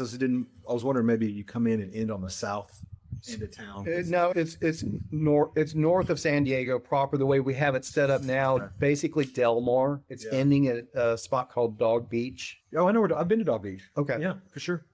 And the way it was originally set up, the Coast to Crest Trail supposedly came out at the horse race track there, but there's a big gap of the Coast to Crest trails. But I think I found some other trails that loop around to the south and then come back up to Dog Beach. So that's what we're going to try that out. On the back trip, are y'all going to come the same way, or are y'all going to go do sightseeing and see other things? Depending on the timing, and Brad and I will talk about this, I still have a couple short stretches in Arizona that need to be fine-tuned. If we have the time, I'd like to do at least one, if not both of those. I also have one short stretch in New Mexico that we went around a meth trailer that I need to make sure the going around the meth trailer works properly. Okay. As Is well. it a drive-through meth trailer? In a way, I wouldn't want to get slowed down. That's what I was referring to when I said the Salton Sea area, without being too obvious. I said there's all kinds of cool ghost towns. There's interesting things around the Salton Sea, and then ideally the plan is to overnight in Albuquerque and on the way back and visit our friend Ron Wadley and go. Oh yeah, it's cool. A green chili burger somewhere. Very cool. Nice. I'm excited about the sights and the food and the riding. So I love the West. I love the desert. To me, it's Anybody that's listening to this, watching this, I'll tell you now, if the USA Trail, the whole kit and caboodle is outside of your capabilities, you just don't have the time for it, carve the time to do the Arizona section at least, ideally Arizona and California, and top notch. If you can do from Tucumcari to San Diego, New Mexico, Arizona, California, it's absolutely amazing. Is there a way, if someone wanted to do just the Arizona section, is there a way to fly in somewhere and make it what's the logistics of flying or driving, or if I wanted to do point to point, how would I get there? Haven't broken it down to that level. It's not too, the start of the eastern end is not too terribly far from Tucson. Okay. So if you were to fly into Tucson and have some way to get shuttled there or dropped off, or even ride your bike from Tucson, About approximately how long do you think it is? man, Is it a couple hundred miles? a couple hundred miles would be my guess. Probably not quite that long. Okay. So 150 to 200 miles, and that's just a super rough guess. And that's a direct route. That's not even considering building a gravel route or a... No, and that's the reason we go through Arizona the way that we do. There's a lot of reservation land, Right. and so it's almost impossible to go directly from Tucson. Are you able to route it through the reservation? No, Around it. I'm making a point to go around it. When we were laying out the going to California route originally, I had worked out some stuff with the Ute Nation and had permissions if we went about it a certain way, but then COVID hit and all of their guidelines and permissions and permits changed, and that process changed. And that was such, rigmarole is not the right word, but it was a process. And then to have to do that with because every tribe, every stretch of reservation land is different on their permitting process and what they will and will not allow. Yeah, sure. And it changes. And to be honest with you, my biggest thing about it was I can set it up and say, this is what you're supposed to do. But I know good and darn that there's going to be people that just ultimately find the GPS file and just go do their own thing. I don't want to be infringing on what the permit process is supposed to be. And that falls back on me. Hey, cause I run into it now when people find our routes on Ride with GPS and they end up pedaling through 4R Ranch on their own. It's like, I don't have control over what other people do, but those landowners, they blame me. Are they not okay? Would they want? They're not okay. 4R is not okay with riding through there to get from one end of their property to the other for a connection. Oh no, that's private property. That's what I thought. Yeah, but it also has they'll probably give you a mountain bike trail on it too. But okay, so if you were to call them and text them or saying, hey, or they would probably give you permission. Yeah, but you can't just assume that Kevin had parking here under this windmill for the event, so we're just going to park under that windmill and have 15 of our friends show up with us and do a group ride. Oh, I wasn't suggesting that. No, I understand, but that's what happens. People look at the GPS. Oh, and think that's a route. We can go do that. We can go do that route, and it starts here. Oh, it's cool. We're starting under a windmill. Just assuming you can go through a gate just because Kevin did it once in the past. But I'm just saying, if I did that with the USA trail, I would run into the same issues on reservation land, tribal lands, and things like that, which I don't want to. And I'm assuming does some of the route go through BLM land? Public land, BLM. Which is not the same rules as going through reservation land. Very much not the same rules. I think you're just trying to future-proof it because those relationships can change. Oh, they can change on a whim, and which they did before. And I think that's the most important part is just make sure that it's on established public rights way. That's all. That's everything I'm doing. That's one of the most basic things that we're scouting is that it is anybody can do it at any time. There may be like some of the Coast to Crest Trail is closed at night sort of thing, but it's still a public trail. So if somebody decides to bandit camp it, that's not on me. They're the ones that are breaking the rules of the trail and that sort of thing. You guys going through Roswell? You're going to look potentially. Depends on what Google Maps tells us is the right way to go at any given time. I'm excited. So we're planning on leaving on Monday and returning either Friday or Saturday. Saturday is the current plan. And there's plenty of water, Caleb, if you want to pour that out. So definitely we want to nail down that Salton Sea Big Gap. And ideally, if there's a way across the Aronzo Borea Desert that isn't Highway 78, I'd like to try to find a dirt route, but that may not happen. That might be all sand. And Highway 78 is perfectly safe to ride there. It's got a big shoulder and it's straight and level. And if you have to ride that for 20 miles of pavement, it's not the worst thing in the world, and it does go by resupply. That's going to be my next question is, you don't have all the answers right now because that's what you're going out to do, but what's your approximation expectation of what are some of the longest distances between resupplies? Generally speaking, 100 miles is as long as it gets, and it's usually not that long. Is there an average or a mean? I try to always stay as close to 50 miles between. That's got to be hard to do for a desert route. Again, that's why we scout. Yeah. I mean, that resupply is a critical aspect of it. Yeah, for sure. When you say 100 miles, do you mean 100 miles for food, or do you mean 100 miles for water? 100 miles for known water. There may be opportunities for water along the way. Like cisterns or churches. Or rarely churches. There may be livestock troughs and things like that there. So bring a filter. Definitely bring a filter. Oh, yeah. Definitely bring a filter. Which, that's the thing, most people wouldn't think to bring a filter on a desert route.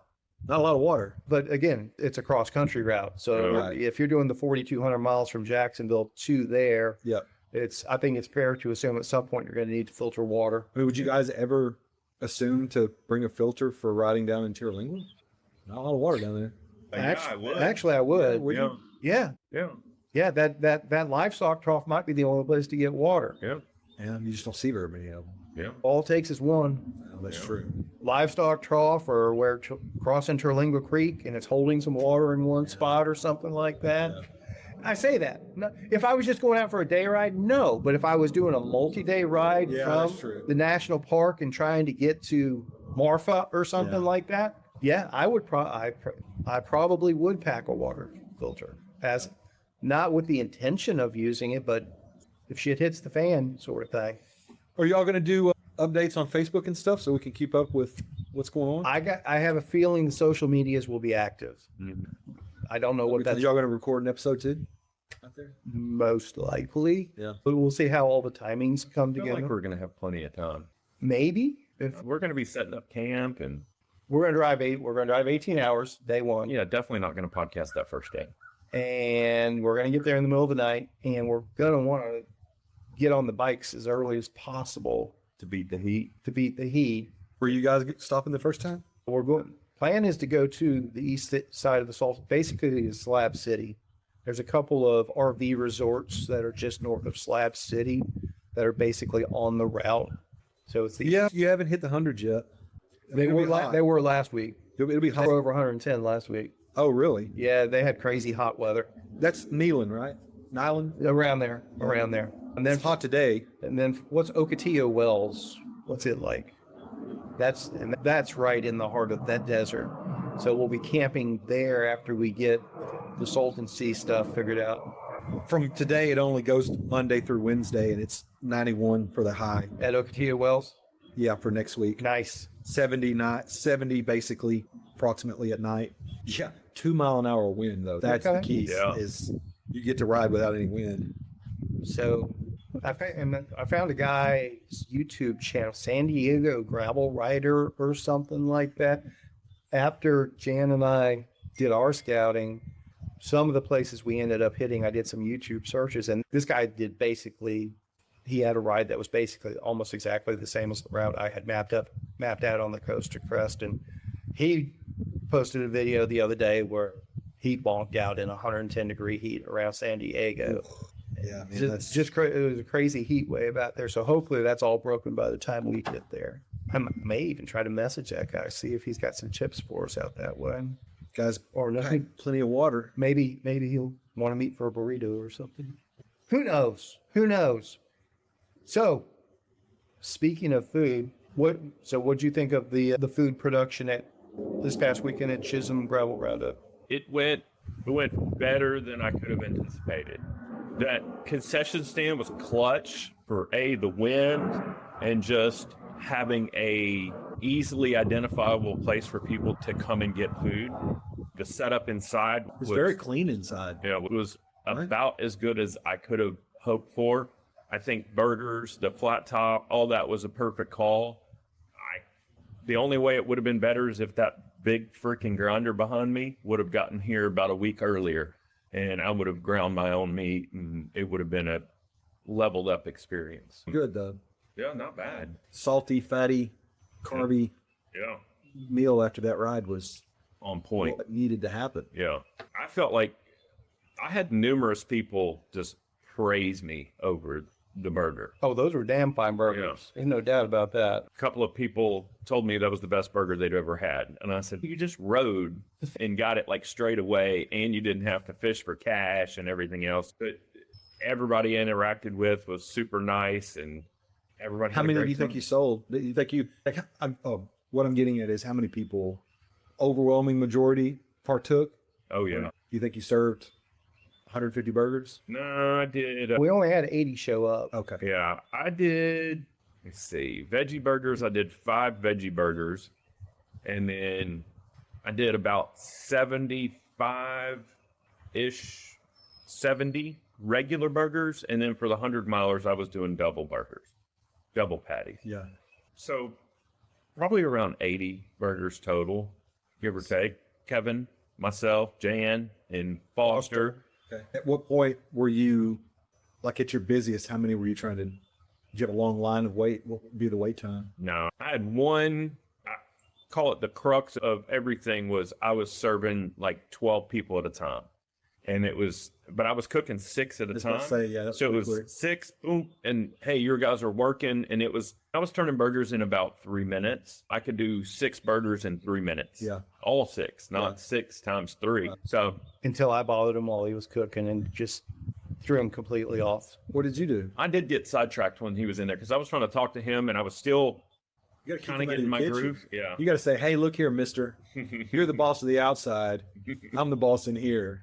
But I got myself set up with a pretty good system. I had everything flowing That's one of the things I do is I overthink things before I ever get started. And that's why I portioned all the beef out. I had everything individually. Yeah, I noticed weighed. when you were loading the griddle, you had a perfect baseball Yeah. sized. Yeah. All right. So Meatball. between Butterfield and Chisholm, we've done this a couple times. Mhm. I think third time's going to be the charm for a single day traditional event. So my goal is, and I think I can twist his arm to it unless this road trip he doesn't want to spend overnights with me. The goal is to do USA Trail meetups along the trail in different states Yeah. and kick off the Mississippi section, the New Mexico section, the Arizona, and do these. We'll do a spinistry ride, but with Brad's food waiting for us at the end. And it's not going to be 200 people events. It's going to be, we're introducing spinistry and FAM and the USA Trail to maybe 30 or 50 people Yeah. sort of thing, but where we're having a heck of an adventure along the way. Yeah. And in between a sous vide, an induction burner, and a flat top, I think we can do pretty much everything we want to do. And who knows, every once in a while, we might just get a whole commercial kitchen to ourselves as well. Yeah. You never know. You never know. But that concession stand was quite the gift. St. Joe was awesome to us. Oh, yeah. Top notch. Thank you, St. Joe. Yeah, it was. And the experience going in and talking to her was awesome too, because literally I was like, let's ask if we can use the concession stand. The worst they can say is no. And I could just set up underneath that pavilion, which would, in retrospect, would have been perfectly fun because all the wind was coming that way. So setting up under that pavilion would have been a windbreak too. But I liked having my own little area and having that service window, and it worked out really well. I had zero complaints. That flat top worked flawlessly. That was obviously Cool. So I'll be able to twist your arm to cook for another event or two along the way then. Oh, heckin' yes. And I think Brad has a new best friend that I introduced him to this past week as well. Oh, Betty Joe. Betty Joe. She's freaking awesome. Who's this? The pie lady. Oh, yeah. Okay. Fill us in on the pie. I saw the social media post. You guys just stopped and Nope. pie shop made friends? So this is how small this whole world is. Well, you know what they say. It's a small world after all. It is, after all. Lori, who owned the Ponderosa, Yeah. that I did multiple I met Lori. events for, she was really good friends with Betty Joe. And then Betty Joe So was, a couple years ago, yeah. And then Lori continuously said, you need to meet Betty Joe. And it just never happened. Okay. So then the Hocamps introduced Kevin to Betty Joe. Hocamps know her. Yeah. Okay. And then Where's she out of? Where's that? Hood, Texas. Okay. And then, so Kevin wants to link us up to do an event. So then he introduces me to her and her property. She's got a cool little quaint setup. I don't even know how you would describe it. A bunch of buildings, a bunch of grain silos that I have been called it- converted. delightfully eclectic. Yes. It's there like in Hood downtown square area, No. or is it on her own property? No. There is no Hood downtown. Hood's up square. near Bowie, right? Yeah. Okay. It's In Archer City, heading that direction? just west of Valley View, just north of Era. Oh, yeah, sure. So we've done a couple holiday ramble rides with the pies from this place the past couple of years. Okay. So it's below Lindsay and in that area in between Valley View, Munster, Lindsay, Era. Yeah. That's him, not me. No, that was me. Oh, that was you. So it's literally in the middle of nowhere. It's a community center that I think is an old church, maybe. About the, It's got that look to it. yeah. And it was actually in Armageddon. They used it as one of the sets in Armageddon. And then Betty Joe's house across the road from the communities. That's it. Yeah. Okay. But the sweetest, cutest lady, and just has that fire, that passion for food. And we So what is she doing? She run just a pie shop, or is it a bakery, full bakery, or what's going on over Just there? pie. she's just pies. And How she are makes these pies. Yeah. you're not ready. Can we get us a route through there? And We're doing a pie ride on the 25th. April 25th. Yeah. Would you like me to read the event description So we're to you, partnering Kevin? up with her, and we're gonna focus my food and her pies, and it's gonna be more of a hangout than an event. It's going to be basically meet up there and do a loop and come back and hang out and eat. And have a fam type of dinner after the ride. I'm thinking 3 courses, and then we'll do a pie. Hopefully we can 3 courses of pie. No, and then a pie flight. So 3 mini slices of pie to showcase like different styles of her pies. And then I'm probably, and I say probably, I am going to make a homemade ice cream to go with the pie as well. What would a day be like to ride from here to there and back? Is that 150 miles estimated? How long is it to Valley View from here? Yeah. 35 miles. So throw another 15 on top of that. Oh, shit. 52 there, do the 65-mile ride. And No, I'm thinking I'm outside of that event too, just doing a long day up there, having a pie and coming back. it doesn't quite work that way, but I bet Betty Jo would accommodate. So most of the times the pies she sells are take and bake. Got it. No, she sells. Usually, Made but pies. she does. But you have to arrange that ahead of time. Yeah, but you could call ahead and be hey, I'm going to be here on Slipper 20 or whatever. Yeah, Oh, it's more than that. yeah. No, for the baking. Oh, okay. On top of it. Legitimately, and not just saying this because she's awesome and because we're being recorded and everything else.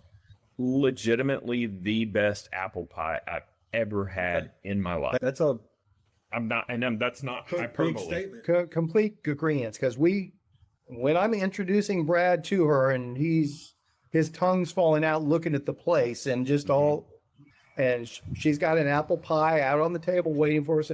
And I think we were both in the same boat. Neither one of us was particularly excited about an apple pie, because how many apple pies have you had in the course of your life? Yeah, but And they all up to this point have been borderline. that's the disappointing. difference, is because it's real easy to make a mediocre apple pie. It's not hard at all. This is by far the best apple pie I've ever had in my Yeah, life. that's not hyperbolic at all. It's, Wow. I'm it's interested. it's a clean first place. There's not even The thing is, it's like an Austin Whittington win. this is a breakaway win. Yeah. All right. And she gave us, what'd she call them? Cutie pies. So she has individual pies. Mini pies. That white chocolate walnut was That's my favorite.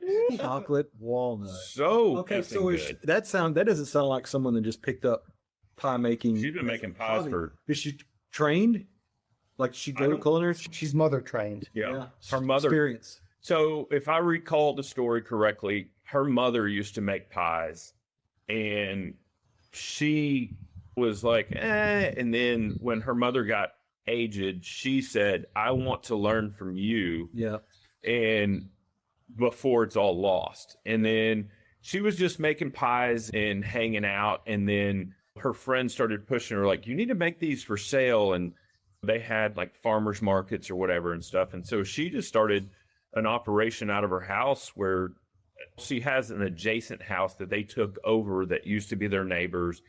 And it's the coolest little quaint 100-year-old house that's had numerous adjustments and stuff done to it. And that's where she bases her pie operation out of. But she makes a list of pies, including savory pies. Like she does a chicken pot pie, which I would love to try as Hatch well. chili. Oh, a Hatch chili pie. Do a tomato pie? But she does She's got breakfast pies. German chocolate pie. Oh, I meant to. What was your thoughts on that? I honestly didn't taste it. You didn't taste it? No, But she just kept bringing. How you did guys you not taste it? No? I don't know. He's not. Because I still don't know what the filling was.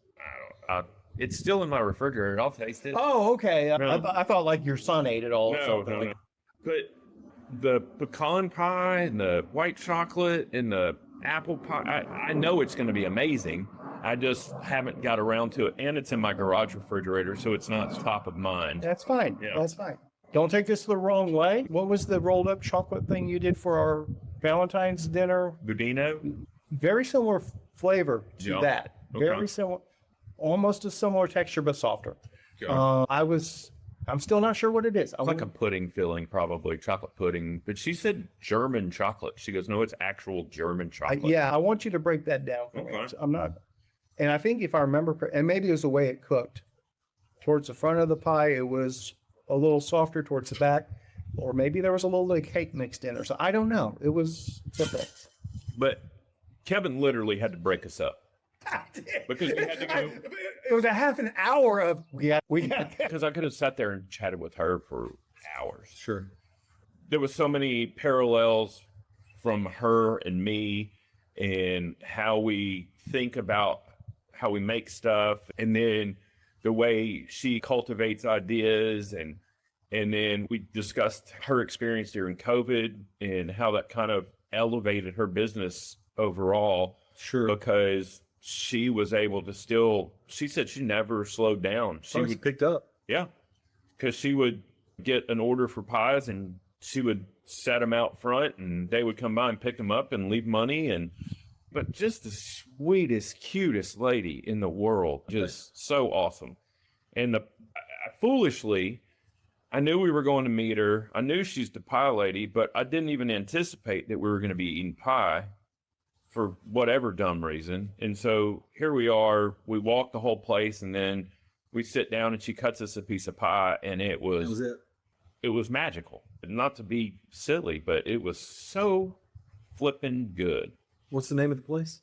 Sweet Mother of Pies. But the Pie House, the Pie Lady is what she goes by. And if I remember correctly, basically her pie development story is the crust is her mom's recipe. Yeah. But all the pie fillings is stuff she's put together herself on a trial by trial basis. Except for the apple pie. So she told us the origin of the apple pie. She had a Granny Smith apple. Oh, that's right. On her property. And I think this is how everything kicked off, if I recall. But she had a bumper crop one year, and so she ended up with 400 pounds of Granny Smith apples. And so she called her mom and said, what do I do with all these apples? And that's when she started making apple pie. Yeah, because I've read that with apple pie, you want a good apple pie, you want the firm, tart apple variety. Yeah.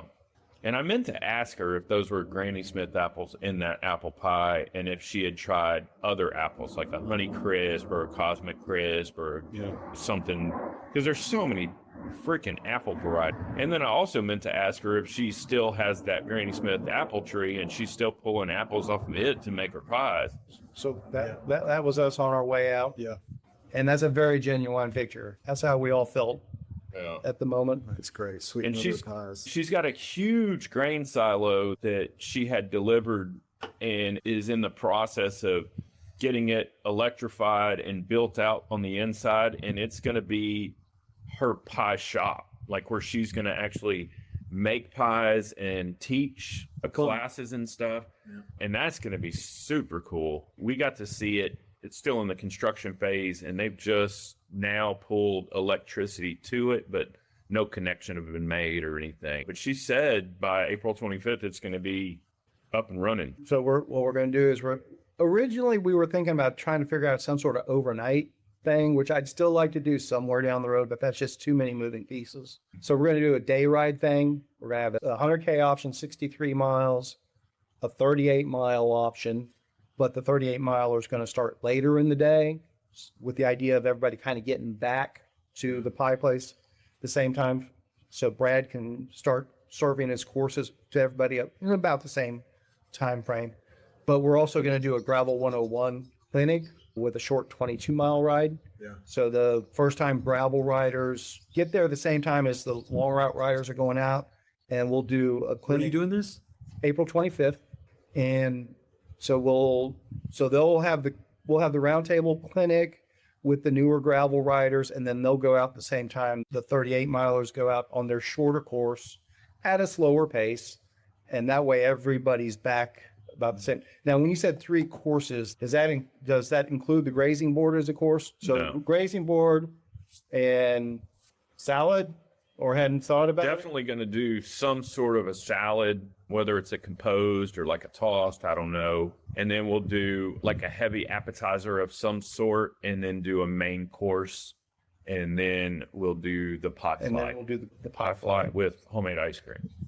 I would love to volunteer for the beginners clinic, but that's the weekend we're moving out of the house. That's fine. I get it. Unfortunately, I get it. Not be a good time, but yeah, still be more to come. There will be. This is us Love what you guys are doing with bike and food, though. Hey, listen, Me too. This is the right thing. it's just Feels good. It does. And when you find somebody like Betty Joe's one in a million sort of thing. Man. But if we can find other relationships like that along the USA Trail, and just once a year we pop in and visit this place. Can't speak for everybody because we're all different, but I'm typically, especially after riding 100 miles, I like to get in my truck and go home. I'm not in the mood to hang out and talk about I'm stiff, sore, and whatever else. But I sat down and ate with 4. I knew well, but I sat down with 4 guys I'd never met before in my life, and we sat there and shoot the shit for 30, 40 minutes. Yeah. And I don't typically do that, but the food is a level setter for your attitude. You come in, you know you're going to get fed, and you're a completely different person. And the reality is, when Spinistry kicked off, that's how we did do things, and then we outgrew that capability to do it with our limited bandwidth. Yeah. And even because we used to lean on our kids helping out too and things like that. And we're in the flight path today. We are. It's because of the wind. Over the years, I've reached out to different caterers, food trucks, and it's always ended up just being a clusterfuck. You almost have to start and stop the ride where the food truck sits permanently. Sometimes that doesn't even work. And I've been playing with it in my head for years on how to incorporate Brad into this stuff. And we're not there yet. We're fine-tuning it this year. I think by next year we'll have a system down that makes sense. I hope in these good weather months, hint, hint, nudge, nudge, we have a multi-day bike pack event that may include kind of like what we did in Terlingua, but you don't have to drive so far to go do it. Or like the 4R thing. Or the 4R thing. That was very cool. Well, I mean, we've got the distance. There'll be a 50-mile stopover spot, a 150-mile stopover spot. If you don't want to pedal through for 300 miles, overnight at the 150-mile spot, I guarantee you there will be food and drink there. Yeah. Where are you talking? What are you talking about? What event are you talking about? The distance. When is that? May 2nd? I thought we didn't have an event in May. No, it's not going to be. No, because you're supposed to ride this one. But if you're not riding it, you can hang out and be the social director if you want to. I thought my May was open. Something I know I see the 300 miler. That's it. That's the distance. There's something that I had that popped up. Oh, it's a potential on May 2nd to make money. Okay. We need to talk more. We'll talk about that on the Ryan Calhoun. So that's just I'm not charging for that, so I can't. But That's May fair. 25th, we're supposed to be doing gravel free for all. Do you have that one on your I calendar? do not. You need to put that back on your calendar. May 25th. That's a Monday. I'm sorry. Maybe it's May 30th, maybe. Okay. Hold on. Let me look at my calendar. Yeah, because I need to figure out when my dinners are going to be. May 9th is already locked in. May 9th is your booze dinner, right? Yeah. But that's not open yet, right? Nope. Okay.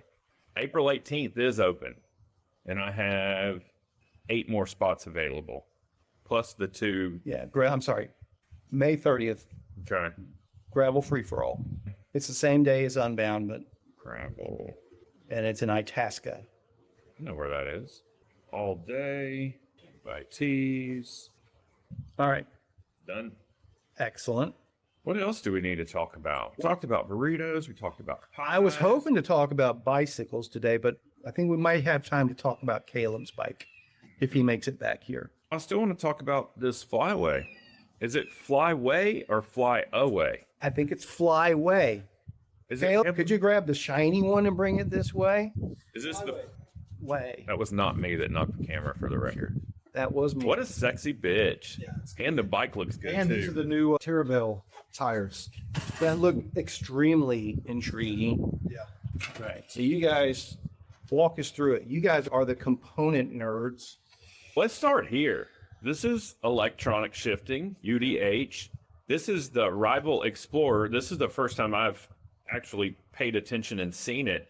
But so this is 13 speed, fully electronic. It's got the flat top chain. This is a sexy looking drivetrain.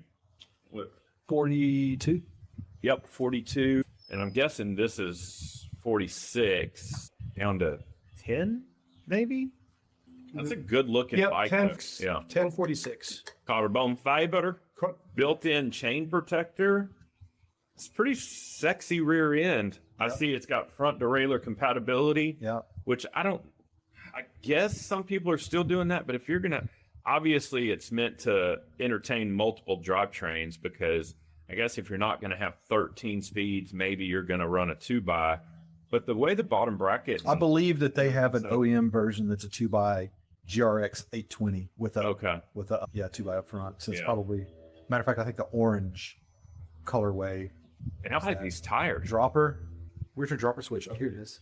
Yeah, these tires are interesting. What tires are they again? So these are the new Terravale updrafts in the 50s. 700 by 50. So how much clearance do you do? Pretty good clearance, especially at the seat stage. You got plenty, and at the chain stage, looks like you could get away with 55.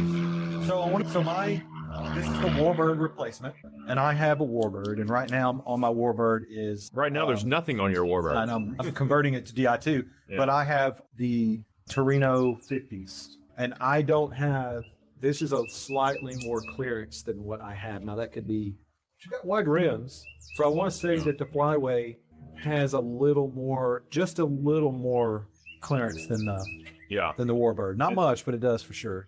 And this particular one, we haven't mentioned it, but this one does have a suspension fork. It does. What'd you say, 40 mils? 40 mils, and with the suspension fork and these heavy pedals and the water bottle cage and bottle, this came out at 24 pounds. It's got manual lockout, which is cool. Yes. Locking it out on the And it's got internal routing for, I guess, only the rear brake. only brakes. Huh? Only brakes. On the rear brake. Oh, and the dropper. And the dropper. So, The dropper. that's a good looking rig. I was not aware that Terravale made handlebars. Bell is QBP. They absorbed whiskey. So whiskey used to These are be the old whiskey bars. Yeah. Okay. Oh, okay. Yeah. I was not aware. So whiskey either went out of business or just basically got rebranded. Whiskey. They got folded underneath. I think they had some failure issues that they had to not be around anymore. Yeah. That's a good looking rig though. But for those, and just Or like I'm mad talking props to Dusty Rhodes, this demo bike, yeah. and I think it's what they call their size medium large. Yeah. And it's almost perfect size for it. So this is somewhere between a 56 and Well, a this is what 57. this is the other thing they did. Not only rebranding the Warbird into Flyway, but they're changing their sizing pattern, their sizing system. No more numbered sizes. It's all t-shirt sizes, if you will. So this one's medium large, 5 to 8 to 6 foot. Okay. Yeah. So probably a classic 56. Nico kept calling it a 57 and a half, but a 57 and a half or a 58 would usually be big on me. This is like almost perfect. And look at all the mounting points. One, Yes. two, It's a three, huge front 4, triangle 5, on this 6, thing. 7, 8, 9, 10, 11, 12, 13 bosses on the inside of the triangle. And I couldn't really figure out I don't think you could run a cage this far No, down. I think that's for cable access. Oh, probably is. Is my guess. You're probably right. And my guess is the rigid one will have bosses on the front on the fork as well. Yeah. So if you were to run 2 bottles, you would move this up one Yeah. set. Yep. And then, or you can run a triple here. So you could run like an anything cage if you wanted. And then you have the capability of running a triple. But I think the majority of these probably line up with the bag, a bolt-in bag system. Yep. And they got rid of the molded badge. This painted badge now. strikes me as a me love you long time bike. Yeah. Yeah. It's beautiful. It is a C. And they got this new FSA. What spacers? But that's to be considered integrated. What do you call It's an integrated headset, but it's plastic. yeah, but those are just the spacers to accommodate all the internal routing. The internal routing. Yeah.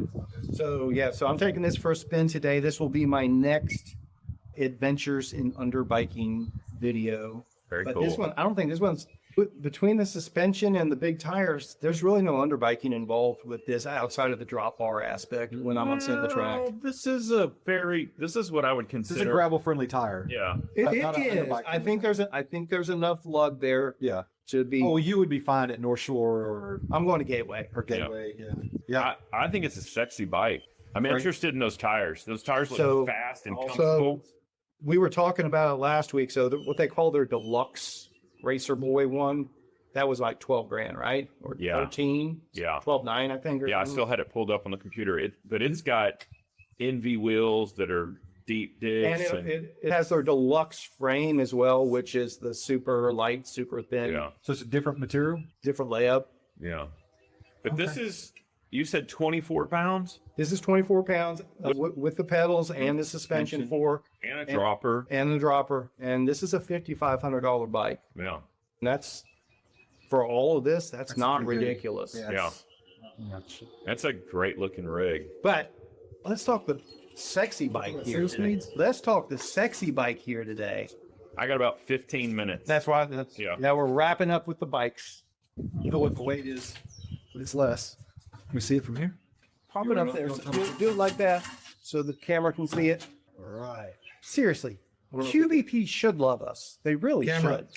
Hey, We'll start talking. It'll get Okay. there. so I initially had pre-ordered. Let's see it, Carol. See it. I pre-ordered the Flyway as well in August, I think.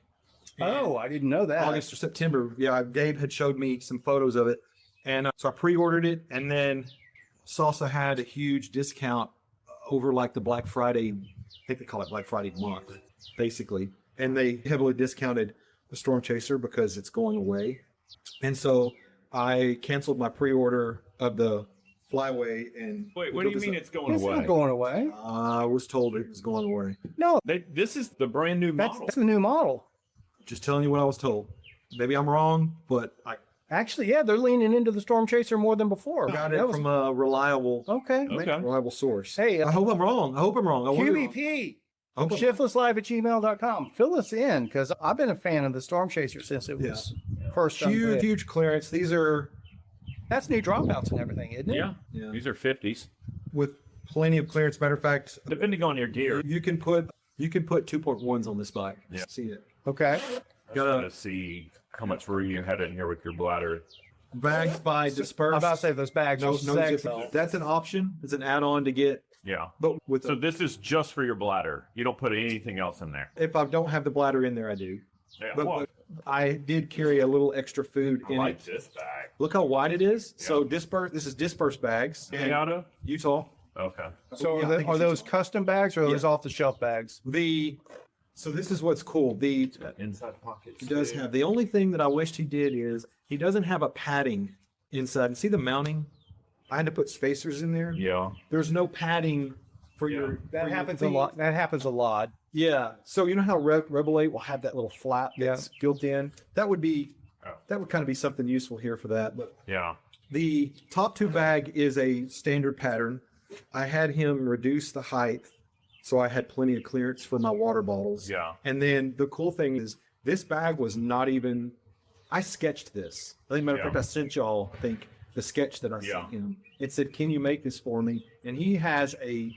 If you go to his website on dispersed bags, he has. You got to communicate with him, but the way he does it is, he'll tell you the cost of how much the bag will be, and you go to his custom bag, and you just type in the quantity per dollar. So it's $1 because he doesn't have a set pricing for his custom bags. He came back and go, okay, it's $150 for this bag. Okay. Go and type in your quantity of 150, add that to your cart, and that's how I paid for a custom bag.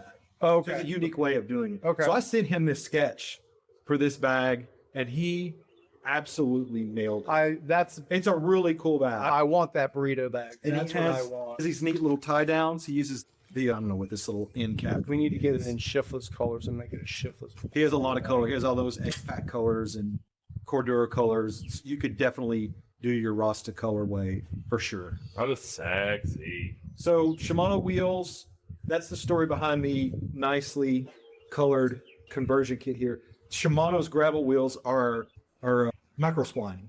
So the only single speed conversion kit on the market right now is Wheels MFG. Yeah. So downside, you have to pay a little more for the conversion kit, but you get a sweet color choices, lots of color choices. Right. That's worth the price of admission, then. It is. Yeah, so it's 38 or 20, So is this 38, 18. is this a smoke gray or is this supposed to be black or what is the color under all that I dust? think they call it metallic black is what they. So they have two models on the website. They have a darker version with no logo, which is cool, no Salsa logo. And they have this one, which is a really dark, smoky, black, gray, metallic. So I thought that would look really good, purple, with purple accents. XTR pedals, or XTR cranks and chainring. GRX pedals, right? Oh, XTR pedals, yeah. What's the difference between an XTR pedal and GRX pedal? There is a GRX pedal. I don't think they have a GRX pedal. I saw some in your box. Those are the ones that were printed with United and Gravel shapes. That's an XT pedal. But it says GRX on it. It's an XT pedal body, and they just printed GRX on it. Okay. But that was a kind of a one-off. Yeah. That they did for Unbound. Okay. Pro Bike stem, Pro Bike saddle. That's a seat post. I'm sorry, seat post. I was a little skeptic about such a tiny saddle because it is small. Love it. Okay. I've had. Who was that? This is Pro Bike. I don't even know them. That's Shimano's component okay. company. Okay. They don't advertise a lot in the U.S. They don't have a huge. And is that a Pro Bike stem as well? Yep. Okay. But salsa bars, Dura-Ace brakes, shifters, but unnecessary. And anything after a couple big rides on it that you want to change up or do differently? No, maybe on more rough terrain, I would put maybe a little more aggressive tires, possibly. But I have not made any updates to this whatsoever. And Kevin said you were a little concerned about it being aluminum. No, that's fine. Let's talk about it. I wasn't concerned. I just said it would be whipping cool if they made a carbon version of it. Yeah, that's a Warbird. Yeah. Warbird doesn't have quite as much clearance as this, but yes. Yeah. It's aluminum fiber. You can't run the Warbird single speed. It doesn't have. You're right. You're correct. Yeah. Yeah. But I'm just saying from a geometry standpoint, Yeah. it's pretty close to Yeah, fair. Bird. No, Kevin, we're not going to change anything, I don't think. You can tell it's aluminum on really chunky, really hard downhills, but it's not, oh my God, I'm rattling my teeth out. Yeah. You can clearly tell the difference. But on 100 miles this last weekend, it's not an issue. You double wrap and tape? Yeah. Is it tape underneath Tape it? under tape. Okay. Yeah. Okay. That's not just a padding thing. I just like The bigger. something bigger to hold on to. Girthier. I like a little girth. Yeah. I don't have gigantic hands, but I don't have small hands either. Yeah, because like when I grabbed his bars, I was like, ooh. But then I was like, I'm just spoiled, Yeah. you know? That's probably one of the first things that starts bothering me on long rides is vibration on my hands and stuff. Yeah. But it took me a little while to find the right positioning for the horns, because this is I would say this might even be a little more racier geometry than the Warbird. So it's a position I'm not used to being in, especially coming from riding a cutthroat a lot. Are those aluminum bars or carbon? These are aluminium bars. Yeah.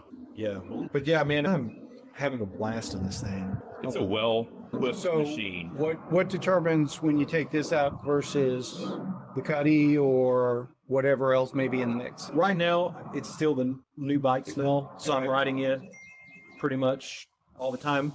When we did the Ramble last weekend, I knew I needed gears, so I did our Sunday Ramble. I pulled my cutthroat out. That's the first time I'd ridden a geared bike since Christmas-ish, Okay.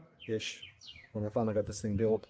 Very cool. I love it, man. I'm jelly. And what size is this one? This is before they changed over to the t-shirt sizing, but this would be a 56. That is a 56. Yeah, which is what I have for the cutthroat and the Warbird is a 56. I was very tempted to take this to Sea Otter, but I was advised my experience would be a lot more enjoyable on a geared bike. So I'm going to take mine. That's why I'm converting. And when is Sea Otter again? I think it's in 2 weeks. 318. Yeah. Yeah. And do you have any super secret parts going on the Warbird? I'm converting it from a GRX 820 2x to a DI2 Okay. 1x12. Okay. What a good looking rig. It really is. I'm jelly. Also, just you don't have to custom build a Stormchaser, even though they do sell the frames. It's a I don't think there's a more reasonably priced adventure bike on the market than an aluminum Stormchaser. They've got 2 single speed builds and 2 geared builds, I believe, on top of the frame set on them, and tons of clearance. All right. I think we've overstuffed this episode, and Brad's got to be somewhere. It's a full one. Bradford, send us off. Man, it's a beautiful day. Pick one. Go ride your bike. Will do.